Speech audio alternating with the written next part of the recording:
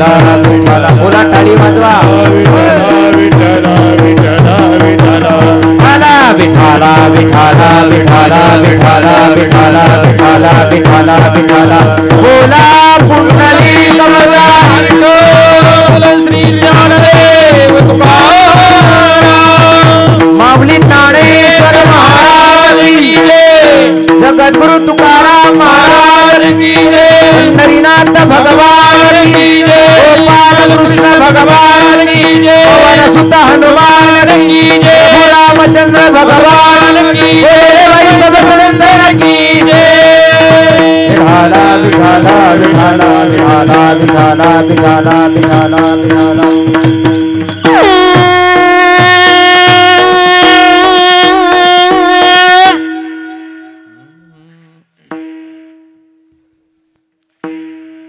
सोडिला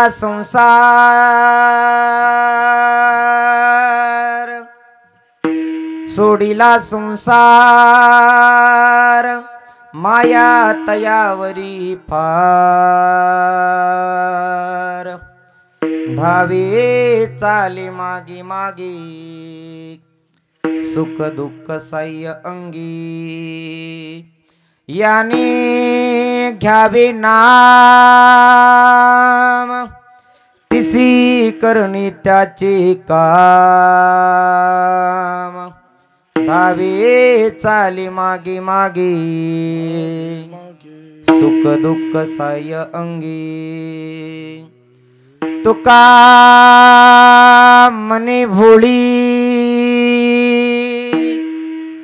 तुका मने भोळी विठ्ठल कृपेची कोवळी धावे चाले मागे मागे सुख दुःख साह्य अंगी महायोग पेठे तटे भीमरत्या वरम पुंडरी काय दातुम मुनिंद्रै समागत्य शिष्टिष्टम तमानंद कंदम परब्रह्मलिंगम भजे पांडुरंगम ये ग विठ्ठाबाई ये ग विठ्ठाबाई ये ग विठ्ठाबाई ये ग विठ्ठाबाई माझे पंढरीचे आई माझे पंढरीचे आई माझे पंढरीचे आई माझे पंढरीचे आई माझे पंढरीचे आई माझे पंढरीचे ये ग विठ्ठाबाई माझे पंढरीचे आई माझे पंढरीचे टाळ वाजवा पंढरीचे आई माझे पंढरीचे आई ये ग विठ्ठाबाई माझे पंढरीचे आई माझे पंढरीचे आई माझे पंढरीचे आई माझे पंढरीचे आई पांडुरंगा करू प्रथम नमन दुसरे चरण संतांच्या त्यांच्या कृपादाने एकतेचा विस्तारू बाबाजी सद्गुरु दास तुका अलंकापुरी रम्य सिंहासनस्थम पदांभोज तेजस्पुर दिक्प्रदेशम विधिंद्रादिदेवै सदा स्तूयमानम समाधिस्थ मूर्तिं भजे ज्ञानदेव ओम नमो ज्ञानेश्वरा ओम नमो ज्ञानेश्वरा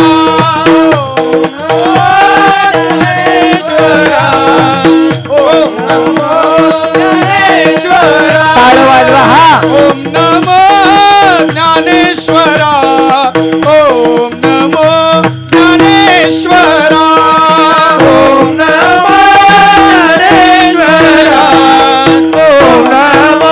ज्ञानेश्वरा करुणा करा दयाळा करुणा करा दयाळा करुणा करा दयाळा करुणा करा दयाळा तुमचा अनुग्रह लाधलो तुमचा अनुग्रह लाधलो तुमचा अनुग्रह लाधलो पावन झालो चराचरी तुमचा अनुग्रह लाधलो तुमचा अनुग्रह लाधलो तुमचा अनुग्रह लाधलो पावन झालो चराचरी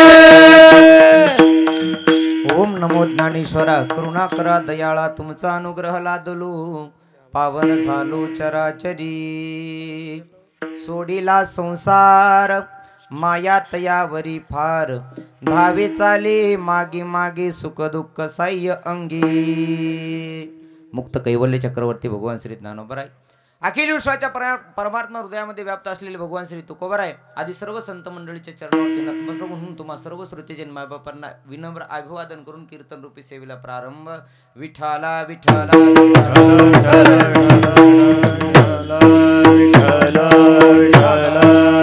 महान भगवत भक्त वारकरी साम्राज्य चक्लस्थानी विराजमान असणारे भगवान श्री तुकोबराय यांचा 4 चरणाचा जवळपास बहुतेकांच्या परिचयातला बहुतेकांच्या पाठातला सर्वांना कळेल सर्वांना पटेल असा अभंग या अभंगाचा सरळ भावात तर पाहिला तर माझे जगद्गुरु तुकोबराय म्हणतात ज्यानं संसार सोडला त्याच्यावरती कुणाचं प्रेम होतं देवाचं प्रेम राहतं सोडीला संसार माया तयावरी फार माया म्हणजे इथं ब्रह्म माया नाही तर माया या शब्दाचा अर्थ आहे हमिंग मारते जास्त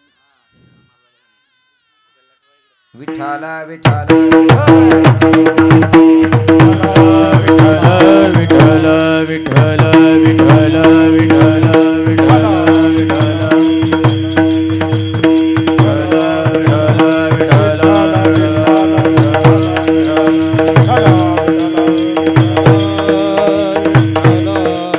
सरळ सरळ अर्थ पाहिला तर माझे जगद्गुरु तुकोबराय म्हणतात तुम्ही काय करा संसार सोडा सोडीला संसार ज्यानं संसार सोडला त्याच्यावरती काय करतो माया तयावरी फार महाराज माया करतो प्रेम करतो म्हणजे ते देव नमके करतो तरी काय तर धावे चाले मागे मागे सुख दुःख साह्य अंगे अखिल कोटी ब्रह्मांडाचा मालक भगवान पंढरीश परमात्मा जगद्गुरु तुकोबराय म्हणतात अरे एकदा का तुम्ही आम्ही संसार सोडला आणि संसार सोडल्यानंतर तो देव काय करतो तर मागे पुढे उभा राहे सांभाळीत आली या अगाध निवारा या अगाध म्हणजे दुःख दुःखाचं निवारण करत असतो पण जगद्गुरु तुकोबराय म्हणतात इथं सुख दुःख दोन्ही निवारतो सुख दुःख साह्य अंगे सुख आणि दुःख हे दोन्ही कोण साहित असतो भक्ताचं देव रक्षण करत असतो मग काही लोक प्रश्न करतील महाराज दुःख सहन करतो देव हे आम्हाला पटतंय पण सुख सहन करतो हे मात्र पटत नाही कारण देवाची इच्छा आहे की माझे भक्त कसे राहिले पाहिजे सुखात राहिले पाहिजे जर देवाची इच्छा असेल माझे भक्त सुखात राहावे असं वाटत असेल देवाला मग देव असं का म्हणतो की सुख दुःख साह्य अंगे जगद्गुरु तुकोबराय असं आज का म्हणत असतील की सुख आणि दुःख हे दोन्हीही देव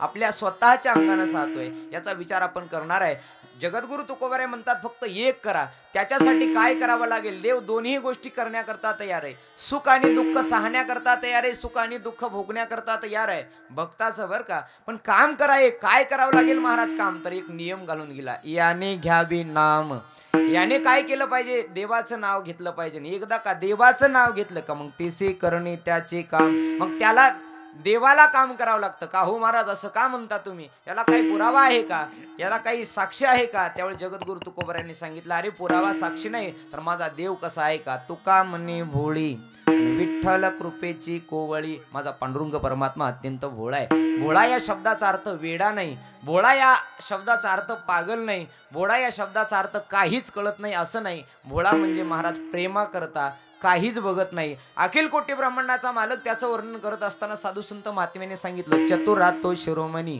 गुण लावण्याचे खाणी मुकुट सगळा मनी धन्य तोची विठोबा तो पांडुरंग परमात्मा कसा आहे अत्यंत चतुर आहे हुशार देव चतुर चतुर जाणून अंतर वर्तत असे देवासारखा चतुर प्राणी महाराज कुठेही पाहायला मिळणार नाही किती चतुर आहे देव किती चतुर आहे सांगू तुम्हाला ऐका किती माणूस मोठा या कलियुगात होऊ द्या किती माणूस मोठा होऊ द्या किती श्रीमंत होऊ द्या किती मोठ्या कंपनी येऊ द्या कंपनी आल्यानंतर महाराज त्या कंपनीचं नाव बदलत नाही हँडसेट बदलतील थोडक्यामध्ये मोबाईल आले मोबाईल किती हुशार आहे देव सांगतो मोबाईल आले महाराज सगळ्यात जास्त चालणारा मोबाईल कोणता बोला बोला कोणता दोन्ही पैकी कोणता बी ऍपल म्हणा किंवा सॅमसंग म्हणा ह्या दोन्ही पैकी कुठलाही घ्या सॅमसंगचे कितीही महाराज मोबाईलचे अनेक प्रकार निघतील अनेक हँडसेट निघतील पण प्रत्येकाचा डिस्प्ले सारखाच आहे थोडासा कमी जास्त असेल त्याच्या पुढचं सांगू का प्रत्येकाचा आवाज सारखाच आहे किती मोठी कंपनी झाली ऍपल घ्या किंवा सॅमसंग घ्या आवाज सारखाच आहे त्याच्या पुढे जाऊन बोलू प्रत्येकाचं चार्जर जागेत का झोपले तुम्ही प्रत्येकाचं चार्जर सारखंच आहे बरोबर आहे सारखंच आहे महाराज किती श्रीमंत झाला आणि किती मोठी कंपनी काढली म्हणजे प्रत्येक हँडसेटला चार्जर वेगळं काढेल काढणार नाही पण ऐका गड्या देव एवढा चतुर आहे, देव एवढा हुशार आहे, काय इंजिनियरपणा असेल देवाकडे माहिती नाही. एवढा चतुर आहे, एवढा चतुर आहे, एवढा चतुर आहे. एकाकड्या या विश्वाच्या पाठीवरती एवढे हँडसेट बनवलेत. कोणते? एवढे हे मोबाईल बनवलेत. आणि ह्या मोबाईलचा डिस्प्ले सारखा आहे का हो सगळ्याचा? सारखा आहे का? नाही. कुणाचा कसा असेल, कुणाचा कसा असेल. एकाच घरातली, जाऊ द्या विश्व लांब सोडून द्या, एकाच घरातली एकाच गावातली माणसं सारखी आहेत का? आणि जर सारखी असती ना नितीन भैया, तर नंबर प्लेट सारखी नंबर लावावे लागले असते. उपकार आहेत महाराज आपले त्या देवाचे की सारखे बनवलं नाही. कदाचित सारखे बनवलं असते तर जावं कुठं हा प्रश्न पडला असता. घर कोणतं हा प्रश्न पडला असता. डिस्प्लेही सारखे नाहीत. जाऊ द्या, चार्जर तरी, याचं चार्जर सारखं का सगळ्याचं? नाही हो नाही. कुणाला काय आवडतं, कुणाला काय आवडतं, ज्याचं नाव नाही घ्यायचं ते सुद्धा लोकाला आवडतं. बरं ती आवड सगळ्याची सारखी आहे का? नाही महाराज सारखी. एक तर याचं चार्जरही सारखं नाही. आणि कंपनी बनवणारा मालक तो फक्त एकटाच आहे, एकटाच आहे. त्याला देव म्हणतात. एवढा देव चतुर आहे, एवढा देव चतुर आहे. विश्वाच्या पाठीवरती जेवढे काही महाराज लोक, जेवढे काही जीव त्यानं बनवला नाही, एक जीव दुसऱ्या जीवासारखा बनवलाच नाही. दुसऱ्या जीवासारखा जर बनवला असता तर कदाचित माणसं म्हणली असती महाराज हे कुठलं आहे आणि ते कुठलं आहे. एवढा हुशार आहे. मग तुकोबार आज त्याला भोळं का म्हणत असतील, आज वेडा का म्हणत असतील, तर महाराज भोळं म्हणजे प्रेमामध्ये देता घेता ऐसा आसशी उदार. एवढा उदार आहे, एवढा उदार आहे महाराज. देत असताना चिंगूसपणा करत नाही. कोण? देव.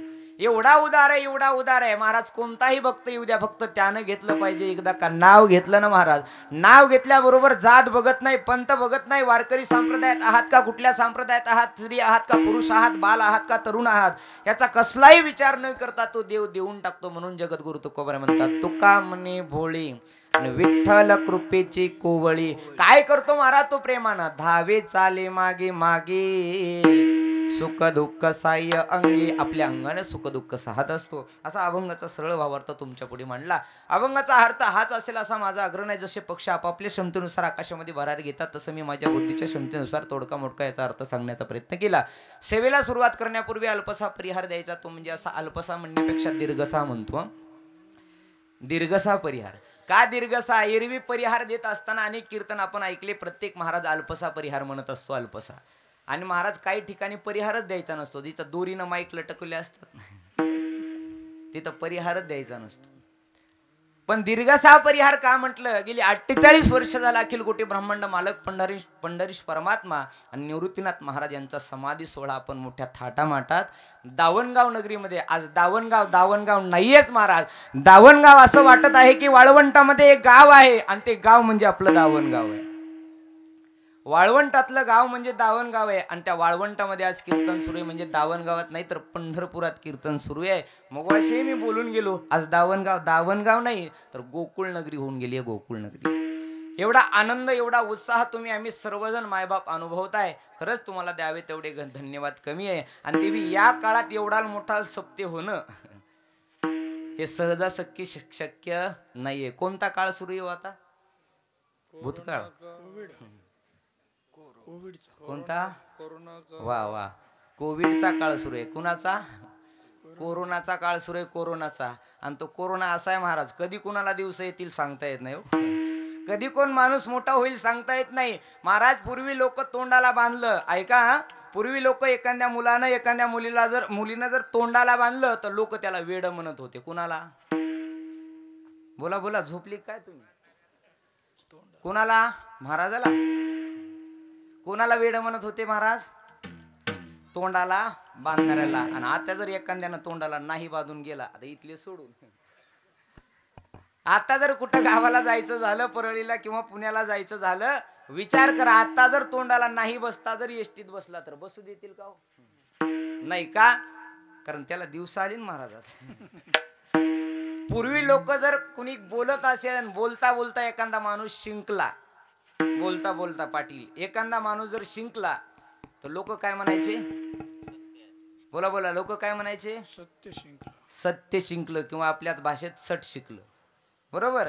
आणि आता जर एखादं शिंकलं तर लोक 1.5 फूट लांब जाते.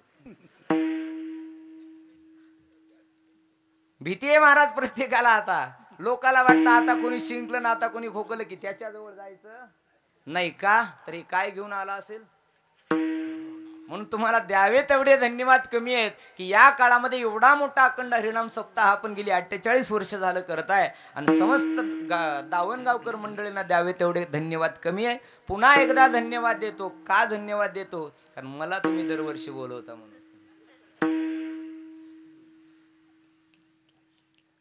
खरं सांगू का, मग अशीच चर्चा झाली. आता हे कीर्तन म्हणजे तुमचं माझाच आहे. कीर्तनाकरता काय मी नवीन महाराज नाही तुम्हाला. मग अशीच आम्ही बोलून गेलो. पाटील आणि सावकार आमच्याकडे आले होते. आता ज्यांना कळलं ते कळून घ्या. पाटील आणि सावकार आमच्याकडे आले. सकाळी बसलात, बोलत बसल्यानंतर म्हणे महाराज काय चाललं काय नाही, चर्चा झाल्या, गप्पा झाल्या. आणि गप्पा झाल्यानंतर म्हणलं आता 3 वर्ष झालेत, पुढच्या वर्षी काही यायचं की नाही सांगता येत नाही. त्यावेळेस महाराज पाटील म्हणले महाराज तुम्ही जरी जायचं म्हटले ना तर अख्ख्या गावानं तुम्हाला मुलगा मानलाय. हे लोक जाऊ देतील कसे? ही लोक जाऊ देतील कसे? आणि खरंच माझं भाग्य असेल, भगवान श्रीकृष्ण परमात्म्याला 2च आई वडील होते. एक नंद आणि यशोदा, दुसरे वसुदेव आणि देवकी. पण माझं भाग्य असेल महाराज की पूर्ण दावणगाव नगरीतील माता माऊल्या मला आई मानतात, मला मुलगा मानतात. त्या माझ्या आई आणि सगळे पुरुष मंडळी मला मुलासारखं भावासारखं म्हणतात. हे माझं परम भाग्य आहे, परम भाग्य. मी पुन्हा असं म्हणेल हे कदाचित मेलोच, मरणार नाही एवढ्या लवकर. कदाचित जर मेलोच महाराज तर पुढच्या वर्षी जेव्हा केव्हा मरल तेव्हा दावणगावातच जन्म गेला. विठाला विठाला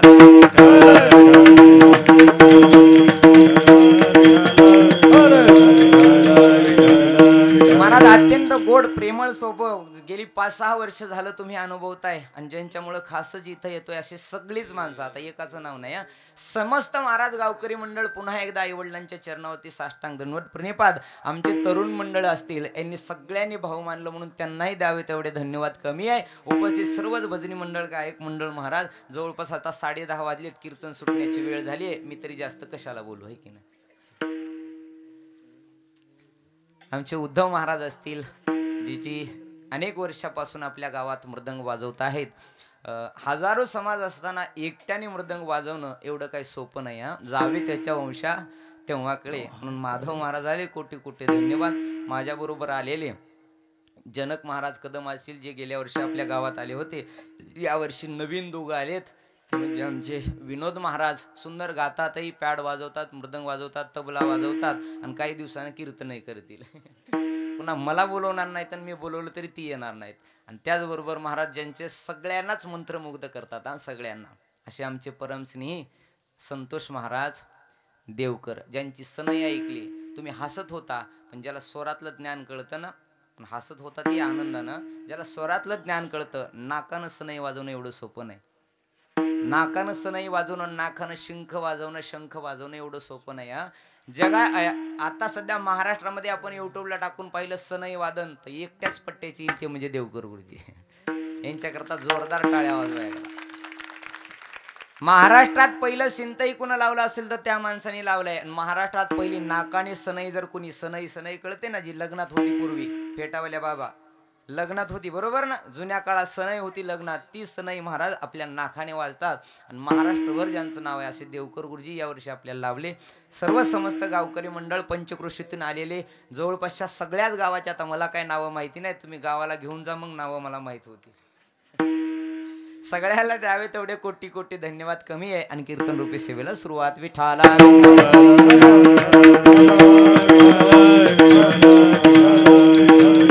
अभंग आहे महाराज जगद्गुरु तुकोबरायचा. आणि जगद्गुरु तुकोबराय या अभंगाद्वारे संसार सोडण्याचं भाष्य करतात. संसार सोडण्याचं भाष्य करत असताना महाराज काही माणसं म्हणतील का हो महाराज तुम्ही आलात आणि तुम्ही म्हणता संसार सोडा, तुम्हीच संसार करायला लागलात आणि तुम्ही म्हणता की संसार सोडा, संसार सोडा, संसार सोडा. आणि संसार सोडा हे एवढं शक्य आहे का महाराज? संसार सोडणं शक्य आहे का? नाही महाराज, तुम्ही आम्ही सगळेजण संसारातले आहेत. आणि एखाद्याला जर म्हणलं महाराज तुम्ही संसार सोडा, सावकार संसार सोडा, सोडता येईल का? 50 कुटुंब, 50 माणसाचं कुटुंब सोडता येईल का? नाही सोडता येणार महाराज. हा संसार तुम्हालाही सोडता येत नाही, मलाही सोडता येत नाही. आणि शास्त्रानं 4 प्रकारचा संसार सांगितलाय. शास्त्रानं 4 प्रकारचा संसार सांगितलाय. सोपा सांगणार आहे, तुम्हाला झोप येईल असं कळत नाही. ज्याला झोप येईल त्यानं हात वर करायचं आणि सांगायचं झोप यायली महाराज, आपलं कीर्तन बंद. आणि तुम्ही म्हणलात उद्या सकाळपर्यंत चालू द्या की सकाळपर्यंत द्यायचं का घ्यायचं विठाला विठाला.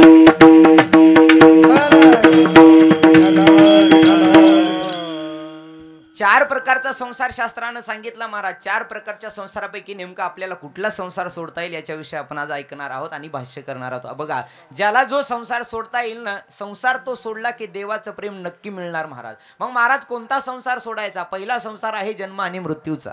ऐका, पहिला संसार आहे जन्म आणि मृत्यूचा, दुसरा संसार आहे षडविकारांचा, तिसरा संसार आहे तुम्ही आम्ही ज्या संसारामध्ये राहतो तो संसार, आणि चौथा संसार आहे या देहाचा. असे चार संसार आहेत महाराज. या चार संसारापैकी आपल्याला जो कोणता संसार सोडता येईल त्याच्याविषयी आपल्याला भाष्य करायचं आहे. पहिला संसार आहे जन्माला येणं आणि जाणं. जन्माला येणं आणि मरणं हा पहिला संसार आहे महाराज. आणि या संसाराला जर आपल्याला सोडायचं असेल, या संसाराला जर आपल्याला सोडायचं असेल तर महाराज सहसा आपल्याला हा संसार सोडता येणार नाही. का सोडता येणार नाही महाराज? तर शास्त्र असं सांगतं, तुमच्या आमच्या हातात जन्माला येणंही नाही आणि मरण सुद्धा तुमच्या आमच्या हातात नाहीये. का हो महाराज? जर तुमच्या आमच्या हातात जन्माला येणं असतं तर कदाचित मी दावणगावातच जन्माला आलो असतो, आणि जर माझ्या हातात मरण असतं तर मी मेलो असतो सुद्धा. कुठं? एवढ्या लवकर नाही. या दोन गोष्टी बघा, जन्माला येणंही आपल्या हातात नाही आणि मरणही आपल्या हातात नाही. आपण सगळेजण हुशार आहेत, माझं बोलणं तुम्हाला कळेल. ऐका, जन्माला येणंही आपल्या हातात नाही आणि मरणही आपल्या हातात नाही. ते जन्माला येणं आणि मरणं या तीन गोष्टीवर अवलंबून असतं. एक तर आपली वासनेवरती जन्म अवलंबून असतो, 2 नंबर आपलं पाप पुण्य समान केल्यानंतर, आणि 3 नंबर आपलं कर्म शिल्लक राहिल्यानंतर. चला, मला बाकीचं सांगायचं नाही. या 3 कारणापैकी आपलं कर्म शिल्लक म्हणा, वासना शिल्लक म्हणा किंवा पाप पुण्य समान म्हणा, आपल्या तुम्हा आम्हाला नरदेह मिळाला आहे. नरदेह मिळाला, तुम्ही आम्ही जन्माला आलो. जन्माला आल्याच्या नंतर महाराज आपल्याला मरायचंय. जन्माला आल्यानंतर मरायचंय. उपजल्या पिंडा मरण सांगा ते. प्रत्येक जणाच्या सोबत मरण आलंय. प्रत्येक जणाच्या सोबत. एखाद्या दुकानात गेलो आपण उदगीरला, आता स्टीलचं दुकान आहे. दुकानात गेलो, दुकानात घेतल्यानंतर एक मोठा डब्बा घेतला सावकार. डब्बा घेतल्यानंतर डब्यावरती काय फ्री येतं? टोपण. बरोबर, टोपण त्याला झाकण म्हणा. त्या झाकणाचे पैसे घेता का तुम्ही? कुणीच घेत नाही. चला, हे नाही कळालं तर पुढचं सांगतो. प्रत्येक माता माऊल्या साड्या वापरतात. साड्या वापरत असताना साडी घेतली, किती महागाची घेतली, महागाची साडी घेतल्यानंतर महाराज पदर एक त्याचा असतो. पदर कशाला असतो? तो पदर खाली ठेवायला. कशाला असतो? डोक्यावर घ्यायला. आणि ज्यांना डोके आहेत ते घेतात. विठाला विठाला.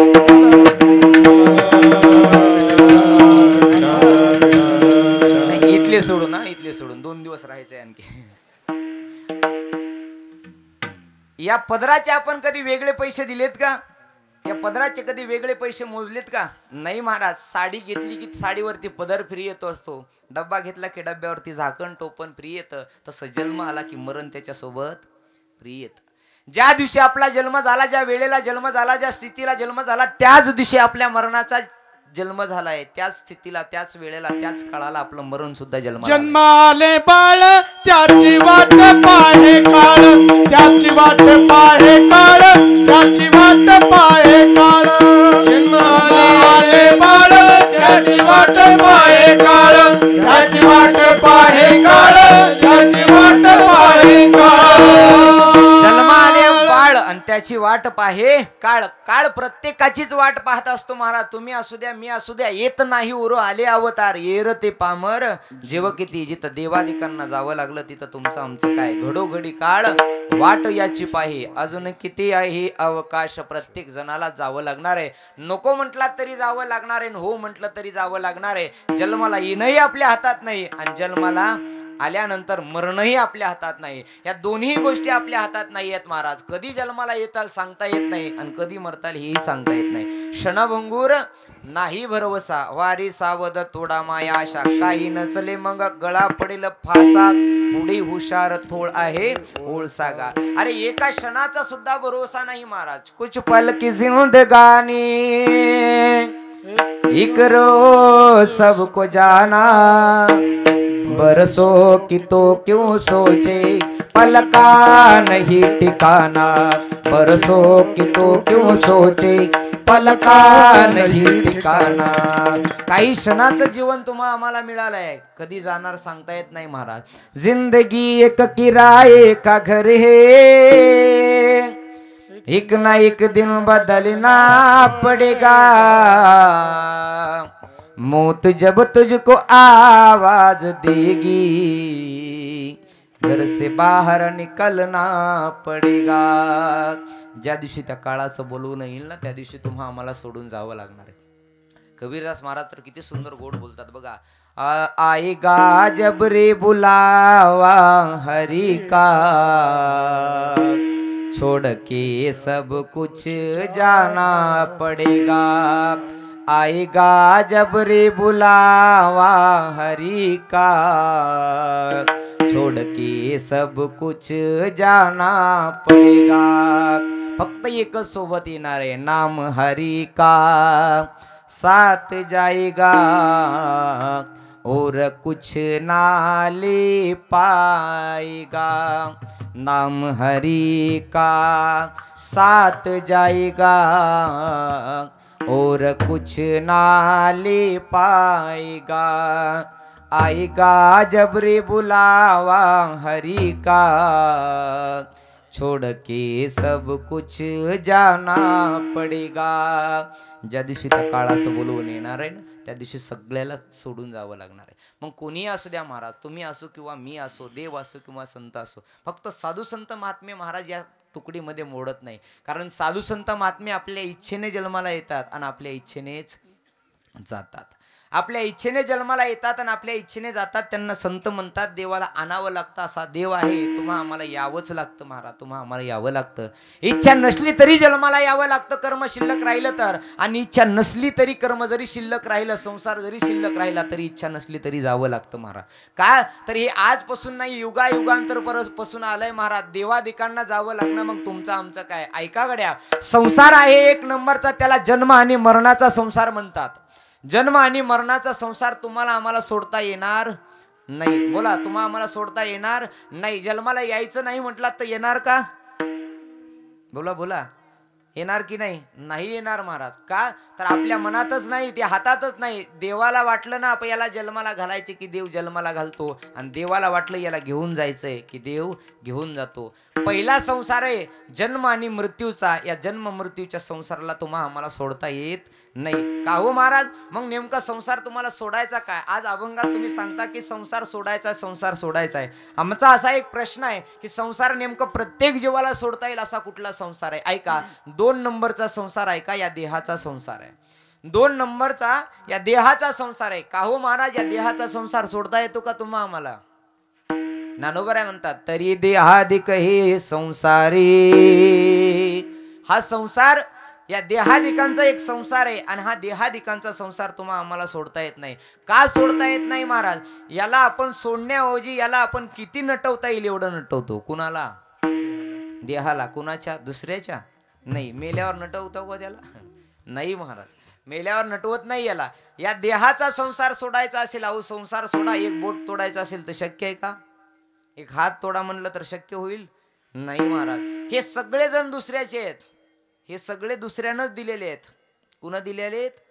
देह हे काळाचे, धन कुबेराचे. हा देह काळाने दिलाय. थोडक्यात सांगू, पंचतत्वापासून बनलेलं शरीर आहे. याच पंचतत्वामध्ये विलीन होणार आहे. हे शरीर तुमचंही नाही आणि माझंही नाही, पंचतत्वाचं बनलेलं शरीर आहे. पण याच पंचतत्वाला सोपवायचं म्हणलं तरी आपल्याला सोपवता येत नाही. या पंचतत्वाला ही शरीर समर्पित करायचं आहे, हा हात समर्पित करायचा आहे या पंचतत्वाला. आपण करू शकाल? नाही करू शकणार महाराज. मग हा देहाचा संसारही तुम्हाला आम्हाला सोडता येणार नाही. ऐका, 3 नंबरचा संसार आहे, सोपा संसार आहे. जो तुम्ही आम्ही रात्रंदिवस त्या संसारामध्ये राहतो, त्याला आपला परिवारातला संसार म्हटलं जातं. हा संसार सगळ्याला सोडता येतो का? सोडता येतो का? नाही, सोडता येत नाही. का सोडता येत नाही महाराज? तुम्ही आम्ही ज्या घरात राहतो, तुम्ही आम्ही ज्या परिवारात राहतो, तुम्ही आम्ही ज्या गावात राहतो ना, हा संसार एवढा सोपा नाहीये. विठाला विठाला.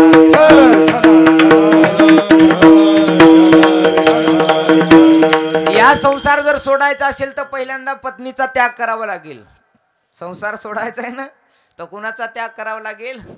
बायकोचा त्याग करावा लागेल. आणि बायकोची त्याग करायची ताकद आहे का कुणात? मुलाबाळाचा त्याग करावा लागेल, पत्नीचा त्याग करावा लागेल, नातरुंडाचा त्याग करावा लागेल. अहो 90 वर्ष झालं तरी म्हातारीचा मोह सुटत नाही. विठाला विठाला. एक दिवशी 90 वर्षाचं म्हातारन म्हातारी हाताला हात धरून जाऊ लागली. संसारातलं प्रेम सांगतो ऐका. हाताला हात धरून जाऊ लागले महाराज. सगळ्या बाजारातील लोक हसत होते. अरे बघा म्हणे 90 वर्ष झाले या म्हातारीला तरी सुद्धा किती प्रेम आहे. हाताला हात धरून जायलेत. कुठून?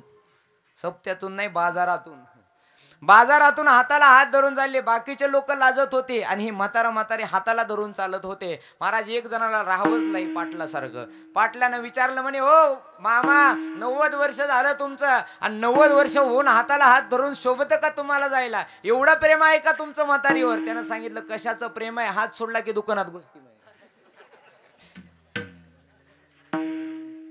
हात सोडला की दुकानात गोष्टी. कशाचं प्रेम? सांभाळता 90 वर्ष झालेत म्हणे. आता थोडे 2-4 राहिले तर तेवढं राहिले की पुन्हा सोडत नाही म्हणे. विठाला. प्रेम संसारातलं अजिबात नाही महाराज. प्रेम फक्त तुमच्या आमच्या दिखाव्यापुरतं आहे. संसारात प्रेम असतं तर साधू संत महात्म्यांनी संसार दुःख मूळ असं म्हणलेच नसतं. संसार दुःख मूळ चहूकडे इंगळ, विश्रांती नाही कोठे, रात्रंदिवस तळमळ. महाराज 1-2 दिवस नाही, किती दिवस? रात्रंदिवस तळमळ आहे. रात्रंदिवस वाटतं लोकांना आजचं काम झालं म्हणजे उद्या निवांत राहता येईल. बरोबर ना? आज एकदा का गिराईक केलं की उद्या निवांत राहता येईल. वाटतं आता एवढी कथा झाली की घरी जाऊन निवांत. नाही महाराज, हा संसार कुणालाच निवंत बसू देत नाही. ह्या संसारामध्ये सुख तर अजिबात नाही महाराज. दुःख बांधवडी आहे हा संसार, सुखाचा विचार नाही कोठे, सुखाचा विचार नाही कोठे. आहे हा संसार, सुखाचा विचार नाही कोठे, सुखाचा विचार नाही कोठे. कसा आहे हा संसार? दुःख बांधवडी आहे हा संसार आणि सुखाचा विचार नाही कुठे. सुख तर नाहीच महाराज, पण सुखाचा विचारही कुठे नाही. का विचार नाही महाराज? का विचार नाही म्हटल्यानंतर ज्ञानोबराने एक दृष्टांत दिला ज्ञानेश्वरीमध्ये. ज्ञानोबराय म्हणतात थंडीचे दिवस आहे, असेच थंडीचे दिवस आहे आणि थंडीच्या दिवसामध्ये एक शेतकरी शेतावरती पाणी देण्याकरता गेला. ऐका, पाणी देण्याकरता गेला आणि पाणी देत असताना अनेक आयचण गोळा केला, अनेक लाकडं गोळा केले. लाकडं गोळा केल्याच्या नंतर त्यांना शेकोटी लावली. शेकोटीच म्हणतात ना, हा, शेकोटी लावली आणि शेकोटी लावल्यानंतर महाराज तापत बसला तर थंडी जात नव्हती. थंडी जात नव्हती महाराज. आणि थंडी न जाण्यामुळे त्यानं विचार केला एक काम करू म्हणे, आता अशी काही थंडी जात नाही, हे जेवढं जळण काय झालंय, जेवढा इस्तव झालाय त्याच्यावरती झोपू आपण. कशावरती? गादीवर. कशावर झोपायचं? झोपले काय मागचे? कशावर? त्या इस्तवावर, त्या डेफशावर, त्या इस्तवावर झोपायचं. कोण म्हणत होता? शेतकरी म्हणत होता थंडी खूप लागतीये, असे मात्र झोपता येणार नाही. कशावरती झोपलं पाहिजे? थंडी गेली पाहिजे. कशावर झोपून?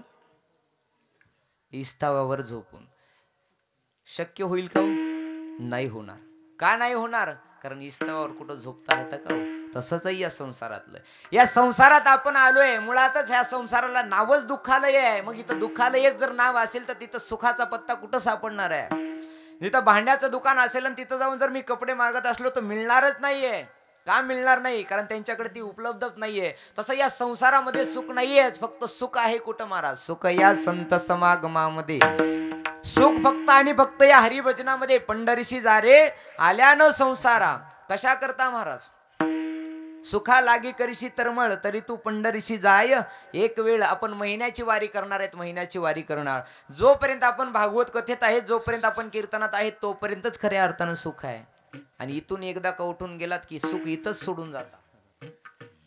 ते सुख परत घरी घेऊन जात नाही. कारण लोकाला वाटतं जेवढं काही महाराजांना सांगितलंय तेवढं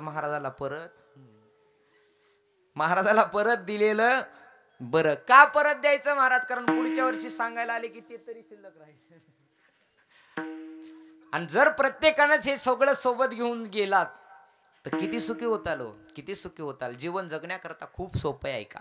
जीवन जगायला काहीच लागत नाही जास्त, खूप सोपं आहे जीवन जगणं आणि खूप समाधानाने जीवन जगायचं आहे. संसारात आलात ना तर संसारात आल्यानंतर महाराज फक्त एकच करा, भजन करा वेळोवेळा. संसारी असावे आसोनी नसावे आणि भजन करावे वेळोवेळा. या संसारात आलात ना, संसारात आल्यानंतर फक्त भजन हा सगळ्यात सोपा मार्ग आहे. आणि सुखाचा पत्ता जर कोणी विचारला तर त्याचं नाव भजन आहे. काय थोर पण जाळावे ते, तुका म्हणे येते भजन प्रमाण. मग कितीही मोठा असाल आणि भजन करत नसाल, परमार्थ करत नसाल तर त्या थोरपणाला काही जाळायचंय का, तुकोबर आहे म्हणतात. मग महाराज सगळ्यात मोठा आनंद, सगळ्यात मोठं सुख देवाच्या भजनात आहे. मग या संसारात आलोय आपण आणि हा संसार जगद्गुरु तुकोबर आहे सोडायला लावायला. ऐका, जगद्गुरु तुकोबर आहे म्हणतात तुम्ही आम्ही हा संसार सोडायचा. सोडणं होईल नाही होणार महाराज. अहो एखाद्याला 10 रुपये मागितले तर ते देत नाही, संसार कुठं सोडायचा. आणि दिले तरी 3 जागी चिटकलेले असते नोट. महाराज या निलंग्या तालुक्यात कीर्तन होतं. कीर्तन झाल्यानंतर एक बाबा पाया पडायला आले, दर्शन घेतलं. मोठा पाटील होता, इथले नाही तिकडचे पाटील होते. दर्शन घेतलं. दर्शन घेतल्यानंतर महाराज बाबांना 20ची नोट दिली. 20ची नोट दिल्यानंतर गावातले लोक आश्चर्यचकित होऊन पाहायला लागले. हो महाराज, अहो म्हणे या पाटलानं तुम्हाला 20 रुपये दिले. अहो यानं नातवाला कधी दिले नाही, मुलाला कधी रुपया दिला नाही, तुम्हाला चक्क 20 रुपये दिले. मला हे महाराज न राहून विचारलंच मी. पवन महाराज विचारलं म्हणे, ओ बाबा पाटील एवढं सुंदर कीर्तन झालं का. म्हणे बाबा कीर्तन सुंदर झालं नाही, कुठं चलत नव्हती म्हणून दिलीये. कीर्तन सुंदर झालं नाही म्हणून दिली, कुठंच चलत नव्हती म्हणून तुला दिली. लोक संसार सोडतील का, अजिबात संसार सोडणार नाहीत. संसारातली एखादी गोष्ट उसनी जरी कुणी मागाय आलं ना तरी सुद्धा देणार नाहीत, तरी सुद्धा देणार नाहीत. विठाला विठाला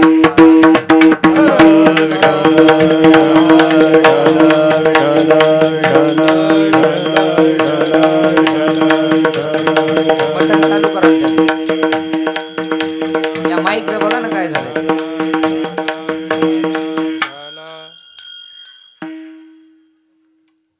काय सांगत होतो. कीर्तन संसार संसार हुशार आहेत.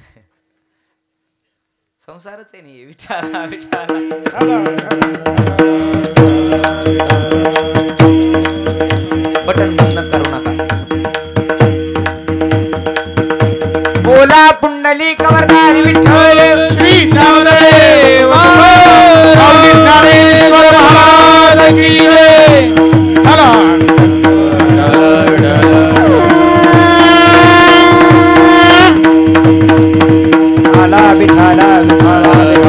महाराज हा संसार तुम्हा आम्हाला सोडणं शक्यच होणार नाही. संसारातली एखादी गोष्ट जरी उसनी मागाय आली तर लोक देत नाही. मग संसार सोडणं कसा का हो तुकोबर आहे. मग जन्म मरणाचा आम्हाला संसार सोडता येणार नाही. 1 नंबरचा जन्म आणि मरणाचा संसार आहे ना, हा संसार सुद्धा आम्हाला सोडता येणार नाही. 2 नंबरचा तुम्ही संसार सांगितला या देहाचा, हा देहाचा सुद्धा संसार आम्हाला सोडता येणार नाही. कारण या देहावरती आम्ही एवढं प्रेम करतो, या देहाला एवढं जपतो आम्ही, याला संसार सोडता येणार नाही. का हो महाराज. मग ज्या संसारामध्ये आम्ही राहतो तो संसार तरी 3 नंबरचा, तोही महाराज आम्हाला सोडता येणार नाही. मग का हो महाराज, हे तिन्ही संसार जर सोडता येत नसेल मग संसार सोडायचा तरी कोणता. संसार सोडायचा कोणता म्हटल्यानंतर तुकोबारायांनी 4था संसार सांगितला आहे का. तुकोबारायांनी सांगितलं अरे सगळ्यांना सोडता येईल, सगळ्यात सोपा असा सगळ्यात सुंदर असा संसार आहे, त्याचं नाव आहे षडविकाराचा संसार. त्याचं नाव आहे षडविकाराचा संसार. आणि हा षडविकाराचा संसार तुम्हा आम्हाला कुणालाही सोडता येतो. 10 वर्षाचा असो की 90 वर्षाचा म्हातारा असो, याला षडविकाराचा संसार सोडता येतो महाराज. का हो महाराज तुम्ही असं का म्हणता षडविकाराचा संसार सोडता येतो. होय नक्की षडविकाराचा संसार सोडता येतो. ऐका कोणते षडविकार आहेत. काम, क्रोध, लोभ, मद, मत्सर, दंभ आणि अहंकार, त्याला मत्सर म्हणा. याच षडविकाराचा संसार आपल्याला सोडता येतो. मग कुणीही असो महाराज, पहिल्याचा विचार करा. का या षडविकाराचा संसार, अहंकार गेला आणि तुका म्हणे देव झाला. एक विकार सोडला म्हणजे हा या विकाराचा एक विकार जर सोडला, या विकार रूपी संसाराचा जर एक विकार आपण काढून टाकला तर देव होता येतं. देव अहंकार गेला आणि तुका म्हणे देव झाला. एका विकाराला सोडलं तर देव स्वरूपाला प्राप्त होता येतं. मग देवाचं प्रेम का मिळणार नाही. का हो महाराज देवाचं प्रेम मिळालं किंवा संसार सोडला म्हणजे तो देव नेमकं करतो तरी काय. तर महाराज म्हणतात मायात या वरी फार मायात या वरी फार मायात या वरी फार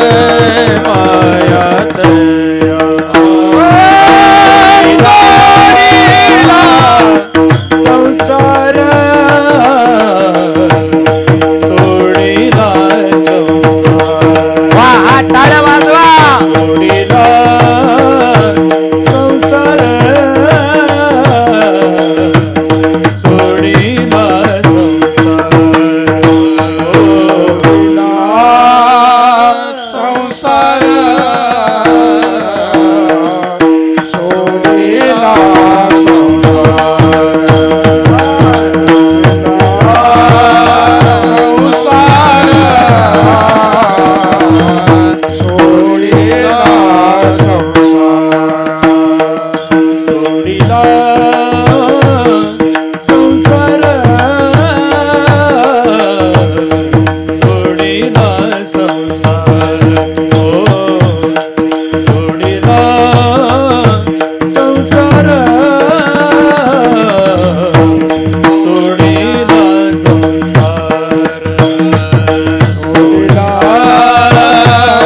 संसार सोडिला संसार सोडिला संसार सोडिला संसार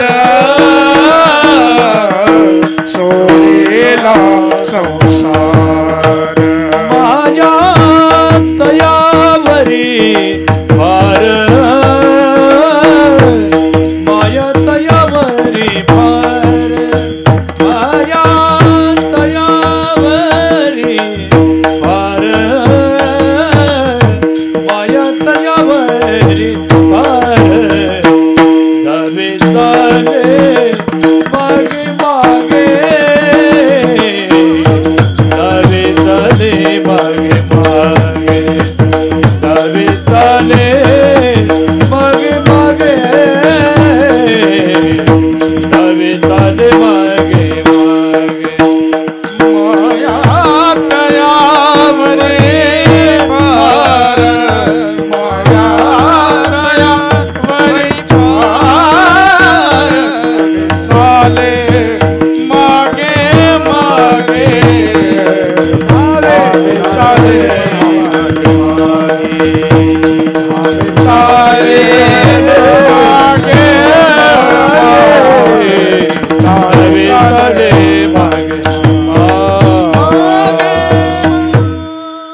अभंगाच्या पहिल्या चरणात जगद्गुरु तुकोबाराय म्हणतात, तुम्ही काय एकदा संसार सोडला. कोणता संसार? तर 4 नंबरचा संसार. ऐका, संसार सोडायचा, या षडविकाराचा संसार सोडायचा. आणि एकदा का षडविकाराचा संसार सोडला तर माया तयावरी फार. माया म्हणजे प्रेम.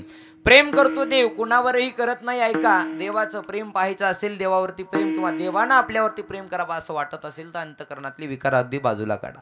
अंतकरणातले विकार ज्या दिवशी बाजूला काढताल त्या दिवशी अखिल कोटी ब्रह्मांडाचा मालक आपल्यावरती प्रेम करेल आणि आपल्याला जवळ येईल. का हो महाराज, नेमकं विकार बाजूला कसे काढायचे? ऐका, सगळ्यात सोपा आणि सगळ्यात महाभयंकर असा विकार आहे, त्याचं नाव अहंकार आहे.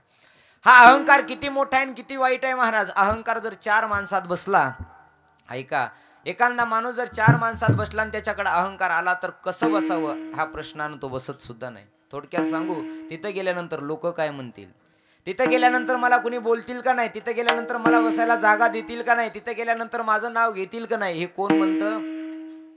मी म्हणतो. कोण? मी नाही, अहंकार म्हणतो. कोण म्हणतं? अहंकार म्हणतो. अरे मी जाणार सप्त्याला, आणि सप्त्याला गेल्यानंतर जर तिथं महाराजांना माझं नावच नाही घेतलं पाटील तर कसं व्हायचं? काय करायचं? महाराज, या अहंकाराला आपल्या जवळ येऊ देऊ नका. हा अहंकार संसारात जरी असला ना तर संसारात सुद्धा बसू देत नाही माणसाला. 4 लोकांचं जरी कुटुंब असलं, 4 तर सोडा, 2घाचं कुटुंब असलं, 2घाचं कुटुंब म्हणजे कोण? नवरा आणि बोला बोला झोपले काय का संन्याशीच सगळे? कोण कोण?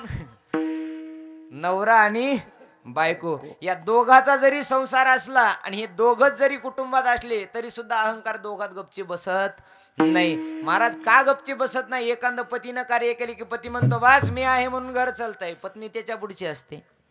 बायको म्हणती बसावं मालक मी आहे म्हणून तुमच्यापाशी. गेलात काय सुरू?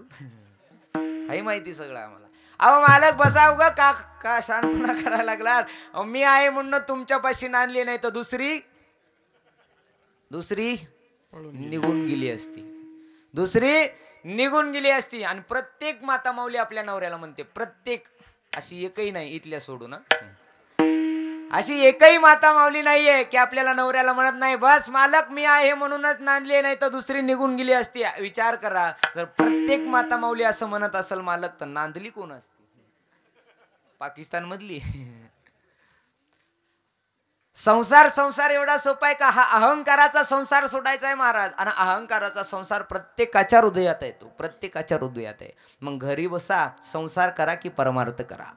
कुठल्याही मनात अहंकार आहे महाराज, कुणाच्याही मनात अहंकार आहे. आणि तुकोबराय म्हणतात अरे हा अहंकार जरी बाजूला काढून टाकला ना, हा मीपणा जरी बाजूला काढून टाकला ना, तर जीवन सुंदर होतं. जीवन सुंदर होतं याच्यात विचार नाही, तर देव होतात देव. अहंकार गेला आणि तुका म्हणे देव झाला. देव होता येतं हा अहंकार. महाराज हा अहंकार चांगला विचार सुद्धा करू देत नाही हो. एखाद्या विषयी चांगलं बोललं तर लोक म्हणतात अहो त्याला काय येतंय. लोक म्हणतात त्याला काय येतंय, त्याला काय येतंय, याला काय येतंय म्हणण्यापेक्षा मी नेहमी सांगत असतो अरे आपल्याला काय येतंय आपण बघत बसलात तर जीवन सुंदर व्हायला वेळ लागणार नाही. महाराज विचार एवढा सुंदर असला पाहिजे की त्या विचारातून आपण प्रत्येक जणांना काहीतरी शिकलं पाहिजे. नेहमी सांगत असतो ऐका, एक दोन मित्र फिरण्याकरता निघाले. बसमध्ये बसले आणि बसमध्ये बसल्यानंतर उंच डोंगरावरती गाडी गेली गुरुजी. आणि उंच डोंगरावरती बस गाडी गेली, त्यांना पुढच्या गावाला जायचं होतं. ऐका हा विचार किती चांगला असावा याच्याकरता सांगतोय.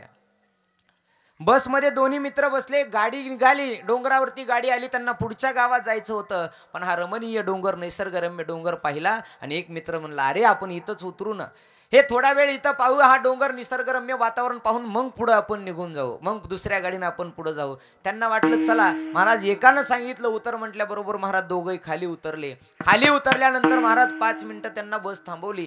अर्धाच किलोमीटर बस पुढे गेली. ऐका, अर्धा किलोमीटर वरती बस पुढे गेली आणि अर्धा किलोमीटर ते यांना ही बस दिसत होती. त्या बसाकडे पाहत होते. तेवढ्यामध्ये भला मोठा डगर एक महाराज दगड आला, त्या बसवरती कोसळला आणि बस दरीत कोसळली. मोठा दगड आला, बसवरती कोसळला. 48 प्रवासी बसमध्ये होते. असे दोघं, हे 50 जण होते महाराज. आणि 50 जणांपैकी 2 जण खाली उतरले. 48 प्रवासी बसमध्ये राहिले होते.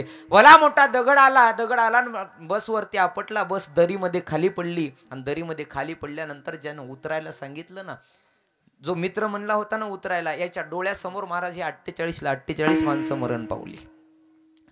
48 माणसं मरण पावल्यानंतर ज्यानं उतरायची कल्पना केली होती ना, तो म्हणत होता अरे बघ काय देवानं आपल्याला चांगली बुद्धी दिली आहे, आपण इथं उतरलोय. कदाचित आपण जर आता उतरलो नसतो तर त्या 50 प्रवाशासोबत आपला सुद्धा मृत्यू झाला असता. कोण म्हणतं ज्यानं उतरायला लावलं ना, तो मित्र म्हणतोय अरे बघ देवानं मला किती बुद्धी चांगली दिली की त्या अर्थानं आपण आज वाचलोय, तरी देवाला खरंच धन्यवाद द्यायला पाहिजे होते. महाराज 2 नंबरचा जो मित्र होता ना, तो 2 नंबरचा मित्र याने किती सुंदर विचार केला आहे का. तो म्हणला अरे दादा तू म्हणतोय ते बरोबर आहे, तुझाही प्राण वाचला, माझाही प्राण वाचला, पण ऐक ना, आपण जर या डोंगरावरती उतरलो नसतो तर त्याच 5 मिनिटांमध्ये ती बस पुढे निघून गेली असती आणि तो दगड त्या बसवरती कोसळला नसता आणि पण 48 प्रवासी वाचले असते.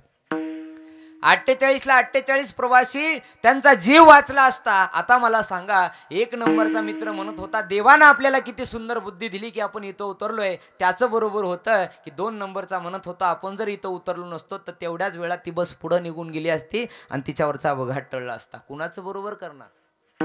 2 नंबरचा मित्र. काय विचार आपला एवढा सुंदर असावा, कधीतरी दुसऱ्याचा विचार करून जीवन जगलात तर लोक नाव घेतील.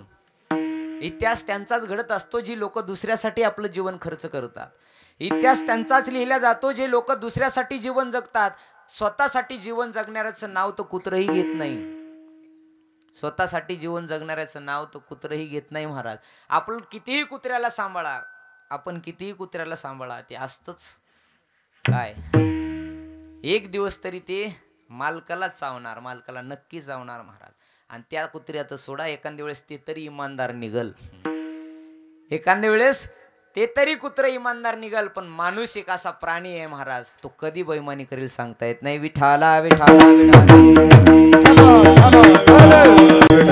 महाराज, या अहंकाराचा संसार आम्हाला सोडायचा आहे. आणि हा अहंकाराचा संसार कोणालाही सोडता येत नाही महाराज. सहसा अनेक वर्षापासून ज्ञानाची तपश्चर्या केली, ज्याच्याकडे ज्ञान आहे ना त्याच्याच महाराज अहंकार पाठी लागत असतो. अहंकार सोडता येईल महाराज, नक्की आपल्याला अहंकार सोडता येईल. मीपणा थोडासा कमी करा आणि लोक जसं म्हणतील, जग जसं म्हणेल, गाव जसं म्हणेल, घर जसं म्हणेल तसं चालण्याचा प्रयत्न करा. हा अहंकार आपल्यापासून ऑटोमॅटिक निघून जाईल. का हो महाराज, अहंकाराला नाही सोडता येणार, पण 2 नंबरचा वैरी सांगितलं जातो, त्याचं नाव काम आहे. काम कुणाचं?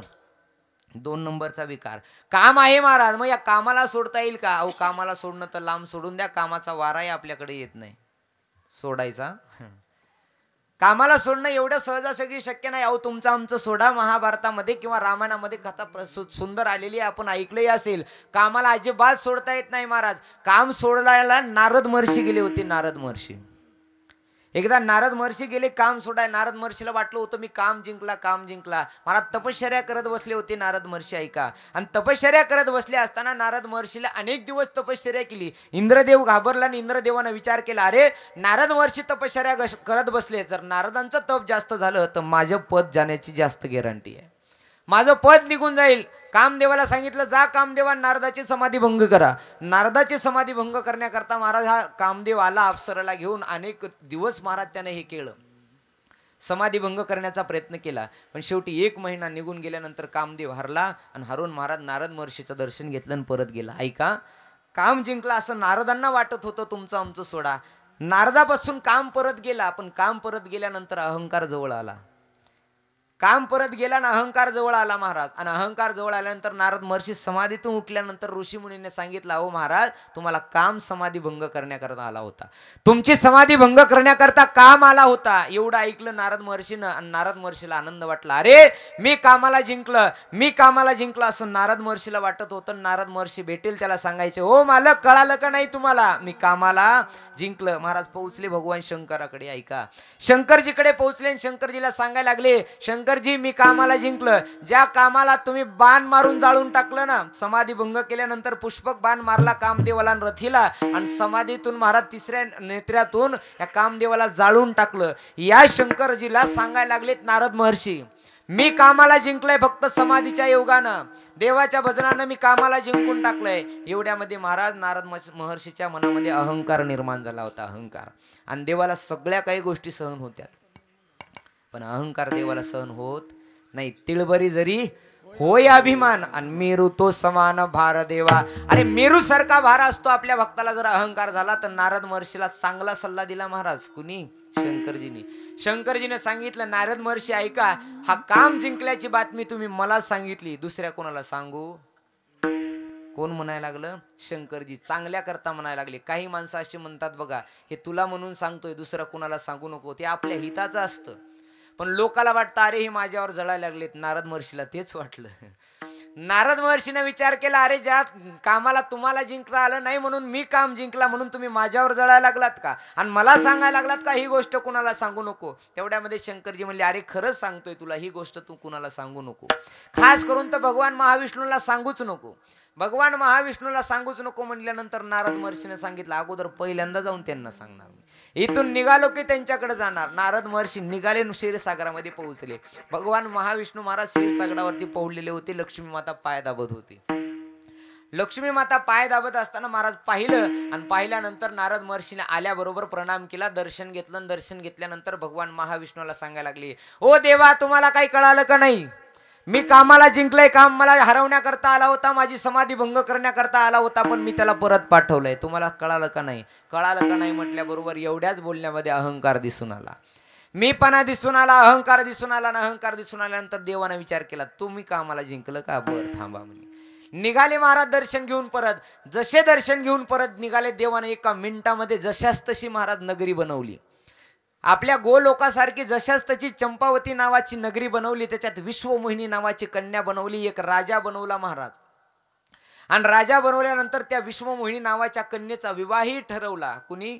देवानं. काय नो हे केले? एका चिंतिता विठ्ठले. एका क्षणामध्ये महाराज मायावी नगरी तयार केली, मायावी विश्वमोहिनी नावाची कन्याही तयार केली आणि नारद महर्षी तिथून जायला लागले. ऐका, नारद महर्षी जात असताना तो राजा दौंडी देत होता, ऐका रे, उद्या माझ्या मुलीचा स्वयंवर आहे आणि ज्याला ती वर माला घालील तोच तिचा पती असेल, तोच तिचा पशी असेल म्हणल्यानंतर महाराज नारद महर्षीच्या कानावर पडलं. कुणाच्या? नारद महर्षीच्या कानावरती पडलं. नारद महर्षीच्या कानावरती पडल्यानंतर नारद महर्षीने विचार केला, आता चला चाललो तर रस्त्याने, एखादर आवडलंच त्या विश्वमोहिनीला तर ती मला माळ घालेल. आणि एकदा का माळ घातली की माझं लग्न नाही, माझं नाही सांगायला, नारद महर्षीचं. नारद महर्षीला वाटलं चला प्रयत्न करून तर बघू, काय हरकत आहे प्रयत्न करायला. नारद महर्षीने विचार केला, त्या राजवाड्यात आले. राजवाड्यात आल्यानंतर राजानं पाहिलं आणि विचार केला, अरे आपल्याकडे नारद महर्षी आलेत, आदर आतिथ्य स्वागत केलं, राजसिंहासनावरती बसवलं, महाराज पाय धुवायला लावले आणि सगळ्यांनी दर्शन घेतलं. राजाच्या राणीनेही दर्शन घेतलं. विश्वमोहिनीला सांगितलं तू दर्शन घे, नारद महर्षी आलेत. विश्वमोहिनीला पाहिलं महाराज, आता तिच्या नावातच आहे विश्वमोहिनी. विश्वमोहिनीला पाहिलं, एवढी सुंदर विश्वमोहिनी दिसली. नारद महर्षीला वाटलं, मनामध्ये आलं, अरे ही आपल्याला पत्नी म्हणून पाहिजे, ही आपल्याला पत्नी म्हणून पाहिजे. आणि सांगायला काय गेले होते, मी काम जिंकला. पत्नी म्हणून पाहिजे म्हणून विचार केला नारद महर्षीने. नारद महर्षीने विचार केल्यानंतर महाराज दर्शन घेतलं आणि दर्शन घेतल्यानंतर राजाने विचारलं, अहो महाराज सांगा तरी हिचा हात बघून की हिला पती कसा मिळणार आहे. महाराज हातामध्ये घेतला आणि विश्वमोहिनीचं भविष्य सांगायला लागले नारद महर्षी. आणि नारद महर्षी भविष्य सांगत असताना थोडीशी मती फिरली आणि मती फिरून सांगितलं नारद महर्षीनं, हिच्यासोबत जो कोणी लग्न करेल तो 14 भुवनाचा अधिकारी असेल, 14 भुवनाचा अधिकारी. आणि भविष्य असं होतं महाराज, जो कोणी हिचा पती होईल तो 14 भुवनाचा अधिकारी असेल, तो अगोदरच 14 भुवनाचा अधिकारी असेल, असाच तिचा पती होणार आहे. पण नारद महर्षी सांगितलं हिच्या लग्न केल्यानंतर तो 14 भुवनाचा अधिकारी होईल. नारद महर्षीची मती फिरली. नारद महर्षीने विचार केला, अरे भविष्य सांगितलंय. नारद महर्षी महाराज विश्वमोहिनी निघून गेल्यानंतर नारद महर्षीला वाटलं आपणही उद्या स्वयंवर करूनच आपण जावं. नारद महर्षीने विचार केला. नारद महर्षीला एक श्लोक पाठ होता महाराज. नारद महर्षीने विचार केला, आता कन्या स्वयंवर आहे, तिला जो आवडेल तिच्या गळ्यात त्याच्या गळ्यात ही माळ घालणार आहे. मग मुलीला काय आवडत असतं, कन्यावर येते रूपम. शास्त्रकार असं सांगतं, मुलीला काय आवडतं, मुलाचं रूप. मग मुलाच्या घरी संपत्ती आहे की नाही, का ते भीक मागतोय, तिच्याशी काय घेणं देणं नाही. नारद महर्षीला एवढंच माहिती होतं महाराज. नारद महर्षीने विचार केला, हिला सुंदर मुलगा आवडला की ती माळ घालणार आहे. महाराज माळ घालणार आहे. ऐका, कन्यावर येते रूपम. कन्याला आवडतं महाराज रूप, मुलीच्या भावाला आवडतं तो आपला जो मेवणा होणार आहे तो नेमका आहे तरी कसा, कुलवान आहे का, शिकलेला आहे का. आणि महाराज श्लोकामध्ये वर्णन करत असताना शास्त्रकार असं सांगतात, माता आवडे वित्तम. कन्याच्या मुलीला काय आवडतं, मुलीच्या आईला काय आवडतं, माता आवडे वित्तम. तिनं विचार करती, माझा जवाई डांबर का असेना, फक्त तिच्यापाशी काय असलं पाहिजे, पैसा असला पाहिजे. कुणाला आवडतं, मुलीच्या आईला. पित्याला आवडतं फक्त तो कुलवाला असला पाहिजे. आणि मग बाकीच्याला इतरे जना मिष्टान्न, बाकीच्याला काय आवडतं, ते नवरा नवरी काळं डांबर का असे ना, भीक मागे ना, फक्त आपल्याला जेवायला बासुंदी गुलाबजाम आहे का नाही बघा. नारद महर्षीने विचार केला, हिला रूप आवडत आहे ना. निघाले नारद महर्षी देवाकडे. देवाला सांगितलं, देवा मला एवढं सुंदर बनवा, एवढं सुंदर बनवा, एवढं सुंदर बनवा की जगात माझ्यापेक्षा दुसरं कोणी सुंदर नसलं पाहिजे. कोण म्हणतं, नारद महर्षी. भगवान महाविष्णूंना आशीर्वाद दिला, जा नारद महर्षी तुमची इच्छा पूर्ण होईल. तथास्तु म्हणून आशीर्वाद दिल्यानंतर महाराज सर्व सुंदर चेहरा त्यांचा आणि हे सगळं शरीर सोन्यासारखं चमकत होतं, सोन्यासारखं अंग झालं महाराज. पाहिल्याबरोबर नारद महर्षीला वाटलं, अरे बस आता देवाना आशीर्वाद दिलाय, जगात दुसरं आपल्यापेक्षा सुंदर कोण नाही. मग विश्वमोहिनीला आवडल्याबरोबर हार कोणाला घालणार, ती आपल्यालाच घालणार. नारद महर्षी येऊन स्वयंवरात बसले महाराज.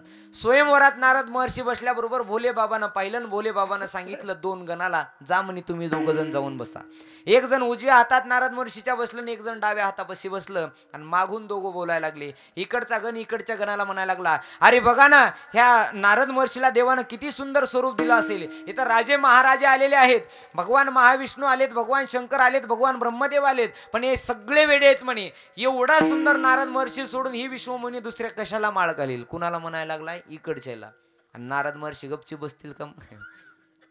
नारद महर्षीने विचार केला, बस म्हणे आता आपलं लग्न होत आहे, विश्वमोहिनी आपल्यालाच माळ घालणार. नारद महर्षी असे जर फुगायला लागले. नारद महर्षीला बोलत असताना हे 2 म्हणायला लागले, हिला सोडून दुसऱ्या कोणालाच, नारद महर्षीला सोडून दुसऱ्या कोणालाच माळ घालणार नाही. तेवढ्यामध्ये महाराज स्वयंवर सुरू झाला. जसा स्वयंवर सुरू झाला, एक एक करत हातात हार घेतला आणि विश्वमोहिनी निघाली. पाहता पाहता 1 राजा पाहिला, 2 राजा पाहिला, 3 राजा पाहिला आणि पाहता पाहता नारद महर्षीच्या जवळ आली. ऐका, नारद महर्षीच्या जवळ आली, नारदाचा चेहरा पाहिला. जसा नारदाचा चेहरा पाहिला, महाराज घाबरली, भीतीनं व्याकुळ झाली आणि घाबरून पळत पळत गेली. भगवान महाविष्णूच्या गळ्यात माळ टाकली. भगवान महाविष्णूच्या गळ्यात माळ टाकली. जशी महाविष्णूच्या गळ्यात माळ टाकली तसे नारद महर्षी एवढे शांतच बसले असतील का. नारद महर्षी देवाच्या जवळ गेले. नारद महर्षीने विचार केला, म्हणे आधी देवाच्या जवळ जाण्यापेक्षा हे 2 लय बोलत होते, ह्या 2घाला बघू म्हणे. आधी ह्या 2घाच्या गचांडीला धरलं. नारद महर्षीने सांगितलं, का रे मग तर लय म्हणत होतात की विश्वमोहिनी तुम्हाला सोडून दुसऱ्या कुणाला माळ घालणार नाही, का मग माळ घातली नाही. तेवढ्यामध्ये महाराज इकडचा गण नारद महर्षीला म्हणला, ओ नारद महर्षी जास्त बोलू नका म्हणे, जास्त बोलू नका, अगोदर तुमचं तोंड बघा म्हणे आरशात. तुमचं तोंड आरशात बघा म्हणून महाराज या दोन्ही गणांना धरलं आणि आरशाच्या समोर आणून उभा केलं. नारद महर्षीला आरशाच्या समोर आणून उभा केल्याबरोबर नारदाचा चेहरा सगळा पिवळा जरच दिसत होता सोन्यासारखा, पण तोंडच माकडाचं दिलं होतं. मरकट बदन भयंकर देई, मरकट बदन भयंकर देई, मरकट बदन भयंकर देई, मरकट बदन भयंकर देई, मरकट बदन भयंकर देई, मरकट बदन भयंकर देई, मरकट बदन भयंकर देई, मरकट बदन भयंकर देई. देखत हृदय क्रोध बाते, देखत हृदय क्रोध बाते, मरकट बदन भयंकर देई, मरकट बदन भयंकर देई, मरकट बदन भयंकर देई, मरकट बदन भयंकर देई. तुलसी रामायणामध्ये वर्णन आलं. तुलसी रामायणामध्ये तुलसीदास महाराज म्हणतात मरकट बदन भयंकर देही. भयंकर देही. मरकट म्हणजे कुणासारखं? महाराजासारखं, माकडासारखं. माकडासारखं शरीर सगळं महाराज पिवळं जरत सोन्यासारखं दिसत होतं आणि तोंड दिलं होतं कुणाचं? माकडाचं. मग खरंच सांगा, नाव तिथं विश्वमोहिनी होतं आणि त्या विश्वमोहिनीला माकडासारखं आवडल का? अजिबात आवडणार नाही. महाराज एवढा राग आला नारद महर्षीला, या गणांना सोडलं, देवाच्या जवळ गेले आणि देवाला बोलायला लागले, का हो देवा म्हणे, मी तुम्हाला आशीर्वाद मागितला होता फक्त आणि फक्त मला सुंदर बनवा, तर तुम्ही मला माकडासारखं बनवलंय. त्यावेळेस महाराज अखिल कोटी ब्रह्मांडाच्या मालकानं सांगितलं, भगवान नारद महर्षी ऐका, तुम्हाला वाटत होतं तुम्ही कामाला जिंकलंय, तुम्हाला वाटत होतं तुम्ही कामावरती विजय मिळवलाय. अहो पण तुम्ही कामावरती विजय मिळवला नव्हता, तुमच्या मनामध्ये अहंकार झाला होता की तुम्ही कामावरती विजय मिळवलाय. हा अहंकार दूर करण्याकरता मी एवढं काय केलं. तेवढ्यामध्ये महाराज नारद महर्षीनं देवाला शाप दिला आणि नारद महर्षी बोलायला लागले, देवा ऐका, पुढच्या युगामध्ये हेच कुणीतरी महाराज तुमच्या विश्वमुनी नावाच्या कन्येला आमच्या जातीतल्या राक्षस जातीतलं कुणीतरी पळवून घेऊन जाईल आणि पळवून घेऊन गेल्यानंतर पुन्हा तिचा शोध करण्याकरता याच माकडाची गरज लागल. तिचा शोध घेण्याकरता याच माकडाची गरज लागल म्हटल्यानंतर महाराज तीच विश्वमोहिनी म्हणजे सीता माता झाली. तोच भगवान महाविष्णू म्हणजे प्रभू रामचंद्र झाले. आणि सीता मातेचा शोध ज्यावेळेस रावण घेऊन गेला होता त्यावेळेस सीता मातेचा शोध लावला कोणी? गोविंद महाराजानं. कुणी? माकडानं शोध लावला, ते म्हणजे मारुतीरायानं. कामाला जिंकणं एवढं सोपं नाही महाराज. हा षडविकाराचा संसार सोडायचा आहे. काम एवढा महाभयंकर आहे, कामाला एकच बांधू शकले महाराज, ते म्हणजे आमचे मारुतीराय. पुढच्या जन्मामध्ये ते मारुतीराय झाले ना. मारुतीराय झाल्यानंतर नारद महर्षींना सांगितलं की कामाला आम्हाला बांधायचं म्हणून. काम बांधवडी काळ घातला तो डरी. कामाला पुन्हा त्याच्यासारखं कोणी बांधलं नाही महाराज. मग काम एवढा विचित्र आहे, काम एवढा वाईट आहे. मग एवढा काम वाईट असताना तुम्हाला आम्हाला सोडता येईल का? अजिबात सोडता येणार नाही महाराज. विठाला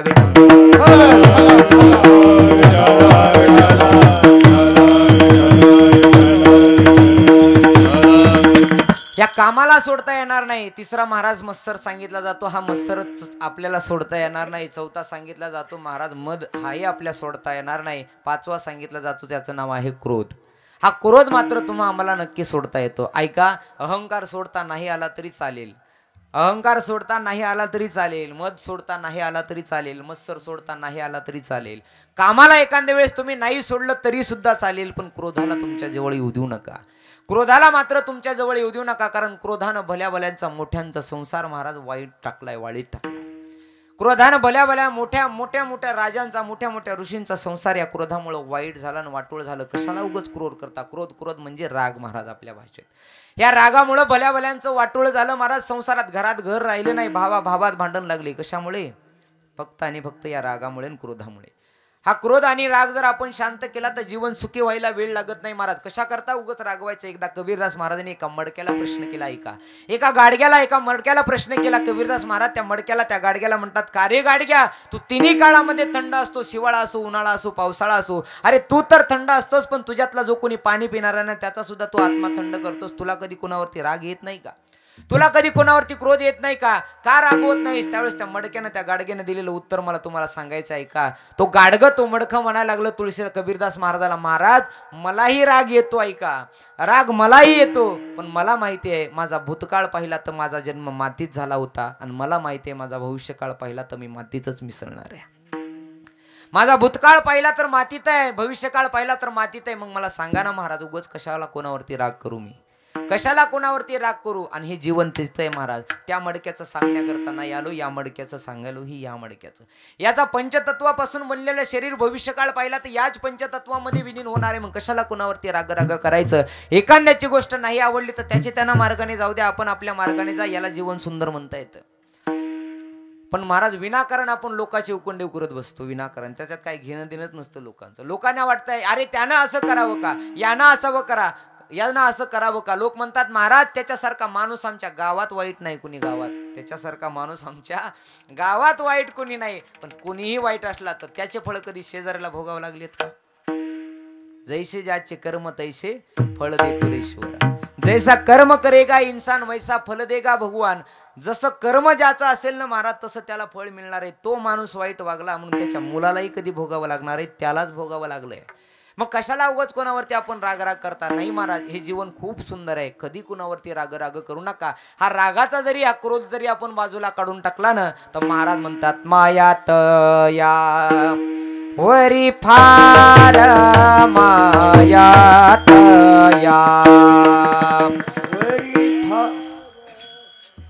हृदय स्वच्छ केलं ना महाराज. तुका म्हणे चित्त करा रे निर्मळ आणि ये ओने गोपाळ राहे ते. एकदा काही अंतकरण स्वच्छ केलं, एकदा काही अंतकरण स्वच्छ केलं, सुंदर केलं की देवाला ये म्हणण्याची गरज नाही, देव येऊन राहतो महाराज. कुणाच्या अंतकरणात देव राहिला? सावता बाबांच्या अंतकरणामध्ये देव राहिला, मीराबाईच्या अंतकरणामध्ये देव राहिला, गंगाखेडच्या जनाबाई होऊन गेल्या जनाबाई, त्या जनाबाईच्या सुद्धा अंतकरणामध्ये देव राहिला. आणि जनाबाई म्हणायच्या आम्ही काय केलं त्या देवाला ऐका. हृदय बंदी खाना केला आत विठ्ठल कोंडीला. हृदय बांधे खाना केला आत विठ्ठल कोंडीला. हो धरीला पंढरीचा चोर, धरीला पंढरीचा चोर, धरीला पंढरीचा चोर, धरीला पंढरीचा चोर. गळा बांधून आदर, गळा बांधून आदर, गळा बांधून आदर, धरीला पंढरीचा चोर, धरीला पंढरीचा चोर, धरीला पंढरीचा चोर, धरीला पंढरीचा चोर. त्या देवाला हृदयामध्ये बांधलं महाराज. कुठं बांधलं? आपल्या अंतकरणात. अंतकरणात जनाबाईच्या षडविकार अजिबात नव्हते. काम, क्रोध, मद, मत्सर, दंभ, अहंकार हे नव्हते महाराज, म्हणून हृदयामध्ये बांधू शकल्या. ज्या गवळणींचा आपण चंद्रसूर्य आहे तोपर्यंत नाव घेणार आहेत, घेत आलोत आणि घेणार सुद्धा आहेत आणि घेतही होते. त्या गवळणीनं काय केलं होतं महाराज? आपल्या अंतकरणातले सगळेजण बाहेर काढले होते. हरी माझ्या मंदिरी कधीतरी या, दुसरे नाही कोणी घरी, कोण नाही, कामही घरी नाही आमच्या, क्रोधही घरी नाही, मत्सरही घरी नाही. हरी बघतो तुमच्यासाठी आम्ही घर स्वच्छ केलंय. हे हृदय देवा आम्ही तुमच्यासाठी स्वच्छ केलंय. आणि एकदा का हृदय देवाला स्वच्छ केलं की महाराज देवाला ये म्हणता येतं. कभी राम बन के कभी श्याम बन के चले आना प्रभूजी चले आना. कुठल्या ना कुठल्या स्वरूपात देवा तुम्ही या. आणि देव आल्याच्या नंतर महाराज या जीवनामध्ये या हृदयामध्ये अगोदरच तो देव आहे. सर्वा घटी राम देहा देही एक. प्रत्येकाच्या हृदयामध्ये ते देव आहेच. पण असलेला देव आपल्याला प्रगट करायचा आहे. फक्त हे विकार आपल्याला प्रगट होऊ देत नाही. आणि एकदा का या विकाराचा संसार आपण सोडून दिला ना महाराज तर हे देव अखिल कोटी ब्रह्मांडाचा मालक आपल्या जवळ येतो आणि आपल्या जवळ आल्यानंतर आनंद देतो महाराज. एकदा का आनंद द्यायला सुरुवात केली, फक्त आपण त्याला आवाज देत नाही म्हणून तो येत नाही. एकदा का त्याला आवाज दिला की तो देव यायला तयारच आहे महाराज. देव कुणासाठी? तुमच्या आमच्यासाठी तर तो देव आहे ना. तुमच्या आमच्यासाठी तो उभा टाकलेला आहे. तुमच्या आमच्यासाठी योगी 28 विटेवरी उभा, कमरेवरती हात देखून उभा टाकलाय फक्त माझ्या भक्तांचं रक्षण करण्याकरता. पण भक्त त्याला आवाज देत नाही. हाके सरसी उडी घालोनिया स्तंभ फोडी, घालोनिया स्तंभ फोडी, घालोनिया स्तंभ फोडी, हाके सरसी उडी घालोनिया स्तंभ फोडी, घालोनिया स्तंभ फोडी, घालोनिया स्तंभ आवाज दिला, हाकेसर शिवडी घालून या थंब फोडी. काल आपण पाहिलं प्रल्हादानं फक्त एक आवाज दिला होता आणि देवानं आपले आई वडील बनवलं. कुणाला? खांब्याला आई वडील बनवलं, खांब्याला. आणि खांब्यातून प्रगट झाला तो देव. फक्त देवाला आपण बोलवत नाही. म्हणतात ना, दिल में तो श्याम नाम की, दिल में तो श्याम नाम की जरा ज्योति जला के देख. आएगा मेरा सावरा जरा दिल से बुला के देख. आएगा मेरा सावरा जरा दिल से बुला के दे. आएगा मेरा सावरा जरा दिल से बुला के दे. आएगा मेरा सावरा जरा दिल से बुला के दे.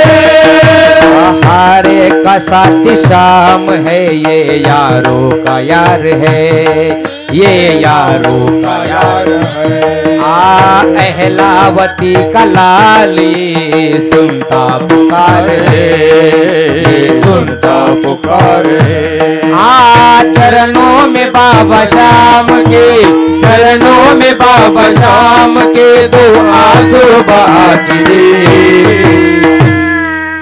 आएगा मेरा सावरा जरा दिल से बुला के दे. आएगा मेरा सावरा जरा दिल से बुला के दे. आएगा मेरा सावरा जरा दिल से बुला के दे. आएगा मेरा सावरा जरा दिल से बुला के दे. तो देव येतो महाराज, देव नक्की येतो. कसा येतो? आएगा मेरा सावरा जरा जरा दिल से बुला के देख देख देख. फक्त त्या देवाला आवाज द्या. तो देव आपल्या करताच बसलाय. देवाला आवाज देत नाही महाराज. देवाला कधीतरी म्हणा, डगमग डोले माझी पाण्यावरी नाव रे, पंढरीच्या पांडुरंगा बिगी बिगी धाव रे. पंढरीच्या पांडुरंगा बिगी बिगी धाव रे. तोला पाहण्यासी देवा जीव हा भुकेला, धीर नाही वाटे देवा माझ्या मनाला. आता तरी देवा मला एक वेळ पाव रे. आता तरी देवा मला एक वेळ पाव रे. पंढरीचा पांडुरंग बिगी बिगी धाव रे. पंढरीचा पांडुरंग बिगी बिगी धाव रे. गमग डोले माझी पाण्यावरी नाव रे. गमग डोले माझी पाण्यावरी नाव रे. पंढरीचा पांडुरंग बिगी बिगी धाव रे. पंढरीचा पांडुरंग बिगी बिगी धाव रे. पांडुरंगा विठ्ठला, पंढरीनाथा विठ्ठला, पांडुरंगा विठ्ठला. पांडुरंग पांडुरंग विठ्ठला, पंढरीनाथ विठ्ठला, पांडुरंग विठ्ठला. सर्व जणांनी एक मिनिट हात वर घ्या. हात वर करा. पंढरीनाथ विठ्ठला, पांडुरंग विठ्ठला. सर्व जणांनी हात वर करा. एक मिनिट सर्वजण. वाता माऊल्या पुरुष मंडळ झालं कीर्तन. वा. सर्व जणांनी भजन करा. आनंदानं अखिल कोटी ब्रह्मांडाचा मालक पांडुरंग विठ्ठला, पंढरीनाथ विठ्ठल विठ्ठल, पांडुरंग विठ्ठला. माझा माझा माझा माझा माझा विठ्ठल माझा मी विठ्ठलाचा. विठ्ठल माझा माझा माझा माझा माझा. विठ्ठल माझा मी विठ्ठलाचा. विठ्ठल माझा माझा माझा. विठ्ठल माझा माझा माझा. विठ्ठल माझा मी विठ्ठलाचा. विठ्ठल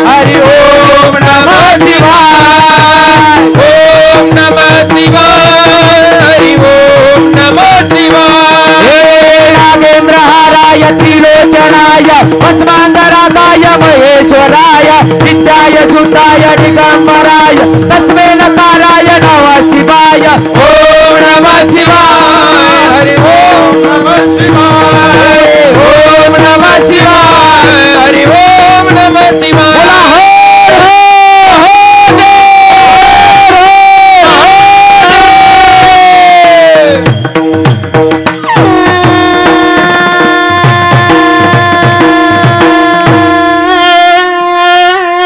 वाह, असं जर भजन केलं तर अखिल कोटी ब्रह्मांडाचा मालक पंढरपूरचा दावणगावात आल्याशिवाय राहणार नाही. फक्त त्याला आपण आवाज देत नाही, म्हणतो आपण देव माझा देव माझा देव माझा माझा, फक्त म्हणतो आपण. कोण म्हणतो आपण, पण देवाला अनुभवत नाही. ज्या दिवशी देव खरंच आपला असेल ना, त्या दिवशी जगातलं सगळ्यात मोठं सुख आपल्याकडे असेल. मग महाराज म्हणतात या षडविकाराचा संसार तुम्ही सोडा, आणि एकदा का षडविकाराचा संसार सोडला की तुमच्यावरती तो देव नक्की प्रेम करणार आहे, प्रेम करणार आहे. देव एकदा का प्रेम करायला लागला की मग महाराज नेमकं प्रेम करतो प्रेम करतो प्रेम करतो म्हणतात तरी काय 11:30 वाजले, नेमकं कसा करतो हे सांगा अभंगाच्या दुसऱ्या चरणात. दावे चाले मागे मागे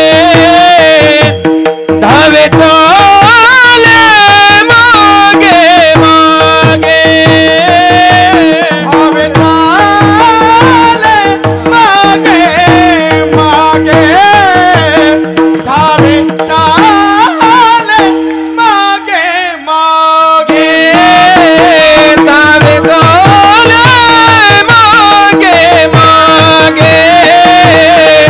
धावे चाले मागे मागे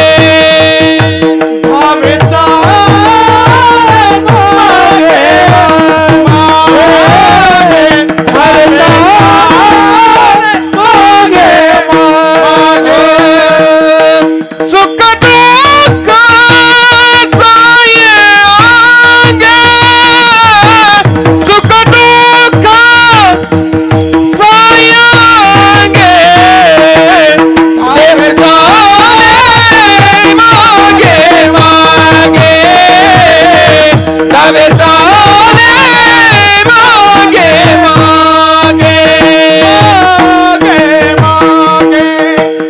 मागे मागे.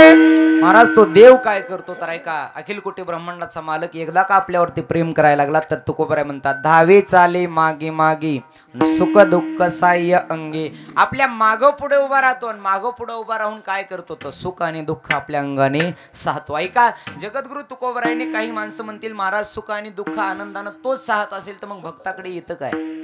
सुख आणि दुःख जर देवच साहत असेल तर भक्ताकडे येतं काय? ऐका, या सुख दुःखाच्या मागचा अर्थ भक्त आणि भक्त दुःख आहे. सुखदुःखाच्या मागचा अर्थ दुःख आहे. कशाहून महाराज तर सगळ्याच्या जीवनातलं अनुभवातलं उदाहरण सांगतो ऐका. एखादी वस्तू घेण्याकरता जर आपण उदगीरला गेलो, दुकानदाराकडे गेलो, दुकानदाराकडे गेल्यानंतर एखादी वस्तू घेतलं, थोडक्यामध्ये एखादा कपडा आपण घेतला. कपडा घेतल्यानंतर महाराज त्याची किंमत जर 1000 रुपये असेल तर आपण साहजिकच दुकानदाराला म्हणतो अहो दुकानदार साहेब काहीतरी कमी जास्त करा ना, काहीतरी कमी जास्त करा. कमी जास्त करा म्हणण्यापेक्षा महाराज कमी जास्त आपण म्हणतो. दुकानदार म्हणता मालक अहो कमी तर होणार नाही पण जास्त, कमी तर होणार नाही पण जास्त करू का? ऐका, कमी जास्त आपण शब्द वापरतो पण कमी जास्तच्या मागचा आपला उद्देश काय असतो? बोला बोला बोला, काय असतो? झोपले का? कमी कमी नाही, कमीच असतो महाराज. कमी बी नाही, कमीच असतो. का कमी असतो? आपल्याला असं वाटतं की काहीतरी सावकारानं कमी केलं, काहीतरी महाराजांनी कमी केलं. प्रत्येकाला असं वाटतं ना महाराज. सुख दुःखाचा अर्थ असा आहे की फक्त आणि फक्त जगद्गुरु तुकोबराय म्हणतात एकदा का षडविकाराचा संसार सोडला, देव प्रेम करायला लावतो. देव प्रेम केला एकदा देवानं, आपल्या मागं पुढे उभा राहतो आणि मागं पुढे उभा राहून काय करतो? फक्त आणि फक्त दुःख त्याच्या अंगावरती घेतो आणि सुख भक्ताकडे येऊन देतो. फक्त आणि फक्त दुःख आपल्या अंगावरती घेतो आणि सुख मात्र त्या भक्ताला देतो. मग महाराज देव जर दुःख घेत असेल तर त्याचं भजन करायला आम्ही काय हरकत आहे, त्याचं भजन करायला काय हरकत आहे. मग महाराज म्हणतात याने घ्यावे नाम, याने घ्यावे नाम, याने घ्यावे नाम, याने घ्यावे नाम, याने घ्यावे नाम, याने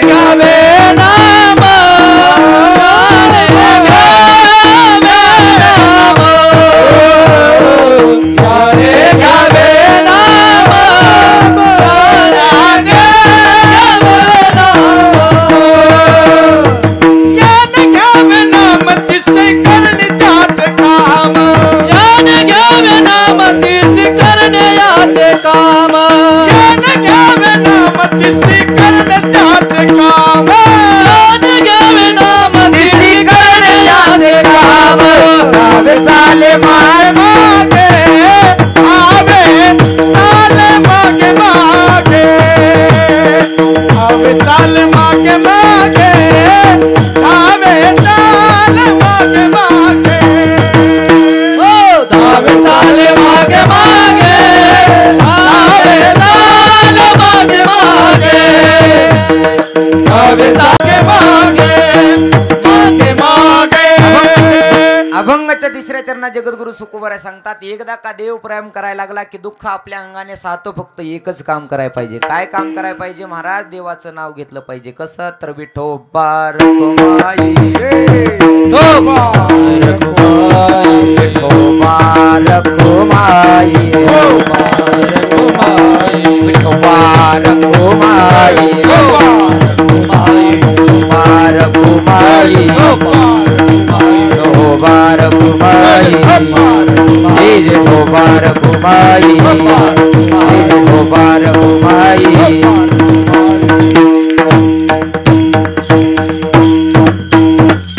महाराज पहिल्यांदा देवानं सांगितलं. देवाचं तुकोबराय म्हणतात देवाचं एकदा का नाव घेतलं की नाव घेतल्याबरोबर काम होतं. आणि महाराज खरंय असं कलियुगातही तेच आहे. तुमचं नाव घेतलं तर काम करता. काम करायचं असेल तर नाव तर त्याचं घ्यावंच लागेल ना महाराज. अहो तुमचं आमचं सोडा आहे का? प्रत्येकानं नाव घेतलंय आणि नाव घेतल्यामुळेच काम झालंय. मग देवाचं नाव घ्यायला काय हरकत आहे? देवाचं नाव आम्ही नक्की घेणार महाराज. तुम्ही आम्ही घेतही राहतो ऐका. आणि तुम्ही आम्ही घेत असताना त्याने घ्यावे नाम, मग तिसी करणे त्याचे काम. तो काम करत असतो पण काम करत असताना महाराज चोखोबराची बहीण झाला नाव घेतलं म्हणून. स्त्री शक्तीचा अनुभवत असताना अखिल कोटी ब्रह्मांडाचा मालक महाराज स्त्री झाला, चोखोबरायची बहीण झाला आणि वैनी उघडादार हाका मारे. चोखोबरायची बहीण झाला महाराज. बहीण ऐका वाक्य सांगतो. ज्याला स्त्री शक्ती कळाली ना तो ज्ञानाबाईचा किंवा मुक्ताबाईचा ज्ञाना झाला. ज्याला स्त्री शक्ती कळाली तो मुक्ताबाईचा ज्ञाना झाला. ज्याला राधेसारखं आणि कृष्णासारखं व्हायचं त्यांना राधा कळून घेतली की कृष्णासारखा मित्र मिळत असतो. ज्याला स्त्री मधले महाराज मैत्रीण कळाली तो राधेचा श्याम झाला. ज्याला स्त्री मधली मैत्रीण कळाली तो राधेचा श्याम झाला. ऐका याच्या पुढचं वाक्य ऐका. ज्याला स्त्री मधली पत्नी कळाली वास रामाचा, ह्या रामाची सीता झाली महाराज. हे स्त्री शक्तीचं त्याच्या पुढचं वाक्य मला तुम्हाला सांगायचं आहे का. ज्याला या स्त्री शक्ती मधली प्रत्येक स्त्री आई वाटली ना असा राजा झाला तो छत्रपती शिवाजी महाराज. प्रत्येक स्त्रीला आई म्हणून संबोधलं ना महाराज तो राजा झाला असा छत्रपती शिवाजी महाराज. मी परवाही बोलून गेलो. आकाशात चंद्र सूर्य उगवला नसता तर आकाशाचा रंग कसा आहे हे कधीच कुणाला कळलं नसतं. ऐका आकाशात चंद्र आणि सूर्य उगवला नसता तर आकाशाचा रंग कसा आहे हा कधीच कुणाला कळला नसता. तसं छत्रपती शिवाजी महाराज जन्माला आले नसते तर आपला हिंदवी स्वराज्याचा रंग कसा आहे हे कधीच कुणाला कळलं नसतं. आज जे आराध्य देव प्रभू रामचंद्राचं मंदिर होत आहे ना हे खऱ्या अर्थानं आपल्या सौभाग्याची गोष्ट आहे. नाहीतर आपण कित्येक तेरा वेळ म्हणत होतो फक्त एवढंच ओ बनाएंगे मंदिर फक्त म्हणत होतो महाराज. पण ते स्वप्न आज आपलं पूर्ण झालंय. ते स्वप्न आपलं पूर्ण झालंय. छत्रपती शिवाजी महाराज आता जवळच आले महाराज. 19 फेब्रुवारी आहे की नाही. लोक एवढं व्यसन करतात एवढं व्यसन करतात. एक वाक्य सांगतो ऐका. छत्रपती शिवाजी महाराजाची जयंती करा नक्की करा. मोठी थाटामाटात करा. 2 गाव नाही 4 गावाला आमंत्रण द्या. छत्रपती शिवाजी महाराजाची जयंती करा. पण जयंती करत असताना एकाच्याही तोंडात ज्या दिवशी पुडी नसेल ना त्या दिवशी खऱ्या अर्थानं तुमची जयंती सार्थकी झाली. महाराज आपण जयंती करतो छत्रपती शिवाजी महाराज तुम्ही पुन्हा जन्माला या पुन्हा जन्माला या. छत्रपती शिवाजी महाराजचा फोटो आपल्या गाडीवर आणि गाडी बारच्या दारात छत्रपती शिवाजी महाराज सारखी दाढी करतो, गंध लावतो, टोप घालतो, वेश करतो आणि एवढी मोठी पुडी तोंडात.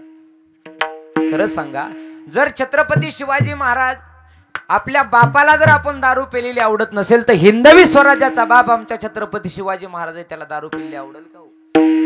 खूप सोपं आहे महाराज. आई जिजाऊची पुण्याई होती म्हणून छत्रपती शिवाजी महाराज जन्माला आलेत महाराज, म्हणून शिवाजी महाराज जन्माला आले. मी काल परवाही सांगितलं, शुद्ध बीजापोटी फळे रसाळ गुमाटे. आई जर चांगली असेल तर मुलगा नक्की आपला चांगला होतो. आई जिजाऊची पुण्याई व्हावी, हिंदवी स्वराज्य व्हावं ही श्रींची इच्छा होती महाराज, म्हणून छत्रपती शिवाजी महाराज हिंदवी स्वराज्याची स्थापना केली महाराज. म्हणून नेहमी म्हणत असतो मी, माझ्या जिजाऊची पुण्याई कशी आली व फळल, माझ्या जिजाऊची पुण्याई कशी आली व फळल. तो बापाचा बाप माझा वाघ जन्मला, तो बापाचा बाप माझा शिवबा जन्मला, तो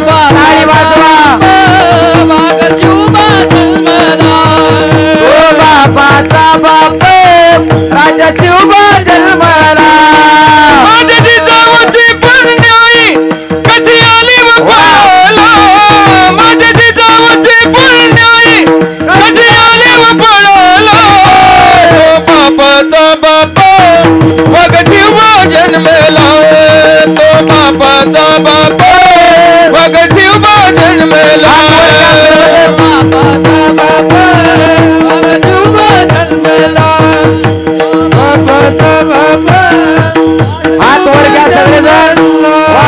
आज्ञा होती व माझी जाऊची, होती माझी जाऊची, शपथ घेतली स्वराज्याची. आज्ञा होती माझी जाऊची, शपथ घेतली स्वराज्याची.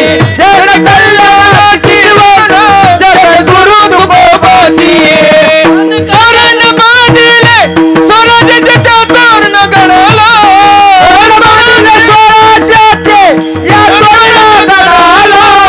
तो बापाचा वाघ माझा शिवबा जन्मला, तो बापाचा बाप माझा शिवबा जन्मला, तो बापाचा बाप माझा शिवबा जन्मला, तो बापाचा बाप. छत्रपती शिवाजी महाराज की जय.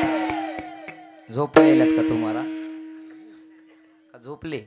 सगळ्यांनी हात वर करून एकदा घोषणा द्यायची, मी त्याचे काम का हो महाराज असं का म्हणता? महाराज म्हणतात, तुका म्हणे भोळी विठ्ठल कृपेची कोवळी, तो विठ्ठल पांडुरंग परमात्मा अत्यंत कृपाळू आहे, अत्यंत दीनाळू आहे महाराज. आणि एकदा का त्याचं नाव घेतलं तर तो काय करतो? धावे चाले मागे मागे आणि सुख दुःख साई अंगे. महाराज सुख दुःख आपल्या अंगाने साहत असतो. ऐका, नाही आपण देवाचं नाव घेतलं सोपं सांगतो, ऐका, नाही आपण देवाचं नाव घेतलं सोपं सांगतो. जगात महाराज आपल्या घरात असणारी आई आणि घरात असलेला बाप या दोघांचं जरी नाव घेतलं ना तरी सुद्धा आपलं जन्म सार्थक होतो.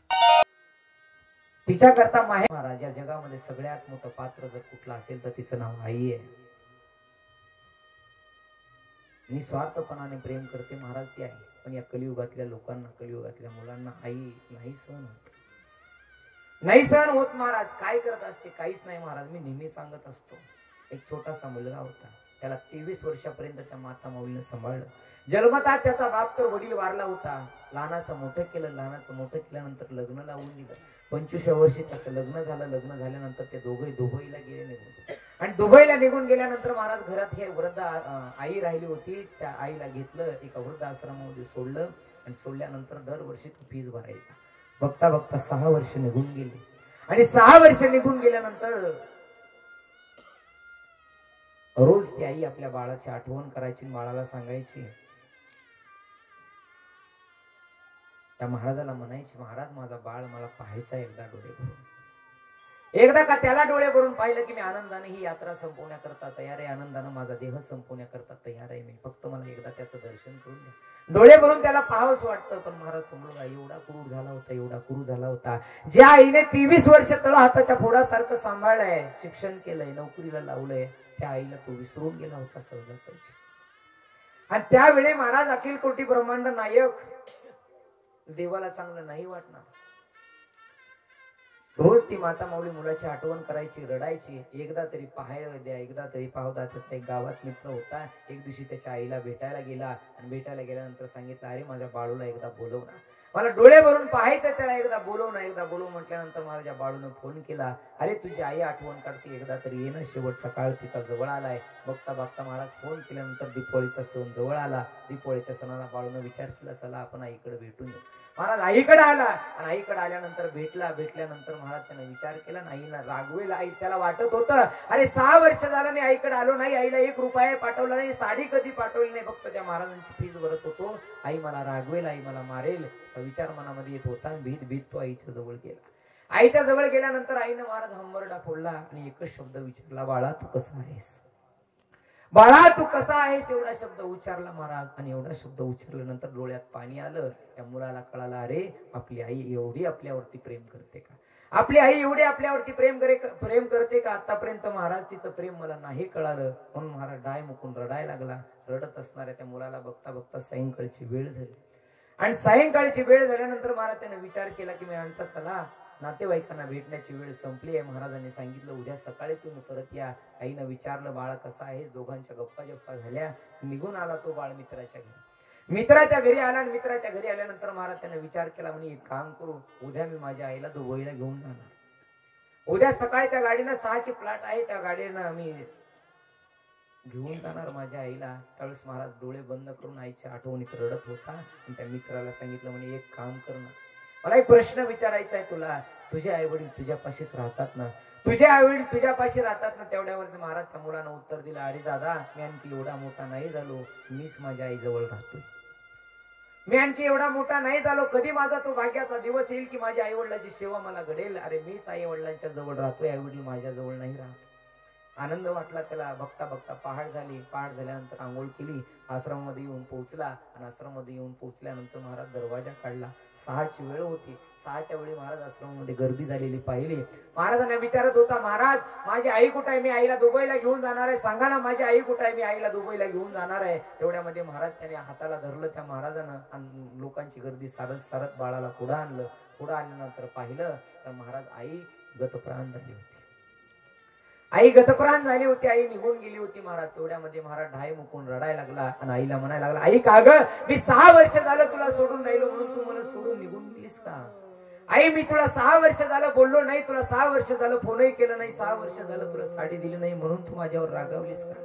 आई काय चुकलं होतं. आई मुलगा किती मोठा झाला किती चुका केला तरी आई त्याची चूक माफ करत असते ना. आई तुम्हाला एकदा माफ करायचं होतंस, एकदा माफ केलं असतंच तुम्ही आनंदाने तुला दुबईला घेऊन जाणार होतो म्हणून. तेवढ्यामध्ये त्या महाराजांनी आश्रमातल्या लोकांनी सांगितलं, बाळा ऐक, अशी एकच आम्ही माता माऊली पाहिली, ही एकच म्हातारी आम्ही अशी पाहिली आहे.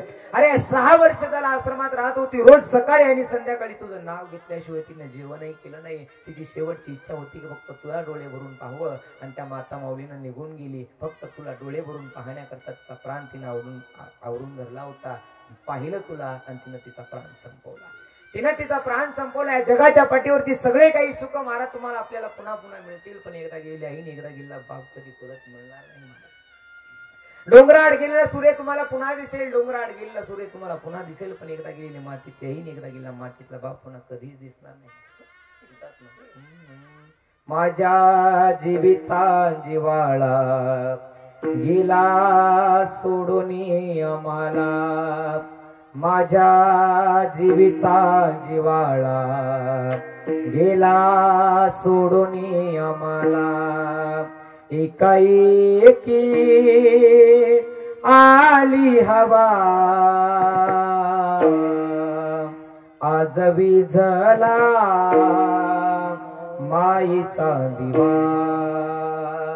असा कारी पांडुरंगा कोपला आम्हावर, माया ममतेचा आठविला सागर.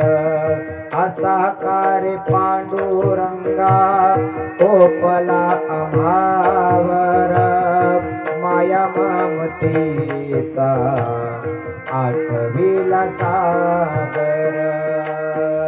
तिच्या विना जन्म वाटे रे सुना,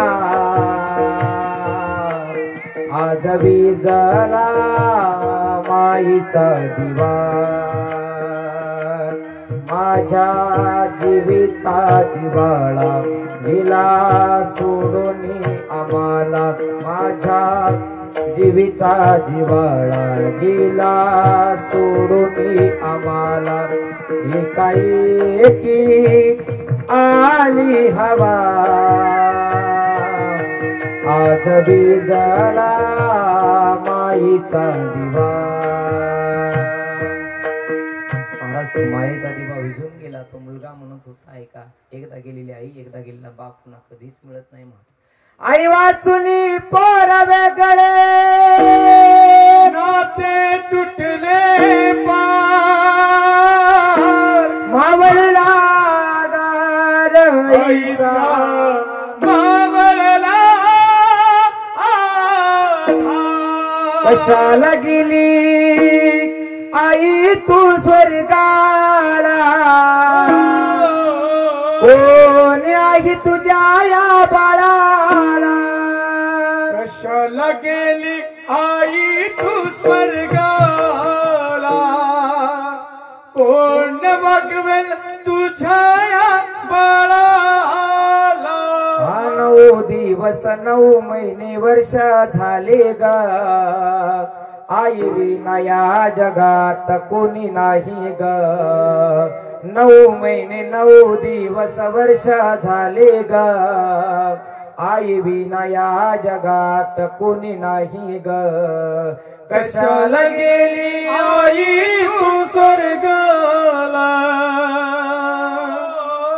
कोण आहे तुझ्या या बाळाला कुणाची मावशी कुणाची मामा कुणाची बहीण ग आई विना या जगात कोणी नाही ग कुणाची मावशी कुणाची मामा कुणाची बहीण ग आई विना या जगात कोणी नाही ग सोडून गेली तुझ्या या लडक्याला कोण आहे तुझ्या या बाळाला स्वामी तिन्ही जगाचा आई विना भिकारी आई विना भिकारी एकदा का जीवनातली एकदा का जीवनातला बाप निघून गेला की कोणी कोणाचं नसतं जेवढं होईल तेवढे आपल्या आई वडिलांची सेवा करा मी तर नेहमी सांगतो मला कुठल्या देवाचा मला कुठल्या संतांचा आशीर्वाद नाही मला फक्त माझ्या आई वडिलांचा आशीर्वाद आहे म्हणून मी आज इथपर्यंत आहे बस झालेली सेवा पांडुरंग परमात्म्याच्या चरणावरती समर्पित तुमच्या सर्व स्तुतीजन मागोपंच्या चरणावरती समर्पित यदा कदाचित चूक झाली असेल काही चुकलं असेल किंवा काही बरोबर असेल तर बरोबर असलेला माझ्या आई वडिलांचा गुरुवरांचा आशीर्वाद असेल काही चूक झाली असेल तर माझे अपशब्द म्हणून मला माफ करा बोलिलेले कुरे एडे बाकुडे उत्तरे करा क्षमा अपराध महाराज तुम्ही शुद्ध शाळू की मंजुळा बोलत असे वाणी शिकविता धने वेगळाची येणे अपमान पुन्हा एकदा सर्वांना कोटी कोटी देव तेवढे धन्यवाद कमी आहे बस पांडुरंग परमात्म्याच्या गोपाल कृष्ण कन्हैया याच्या चरणावरती एवढीच प्रार्थना करतो तुमच्या सर्वच दावणगावकर मंडळीचं प्रेम माझ्यावरती असंच राहावं एवढीच प्रभूचरणी प्रार्थना करतो आणि वाणीला पूर्ण विराम देतो ज्ञानेश्वर माऊली ज्ञानराज माऊली मागे मागे धावे थाले मागे मागे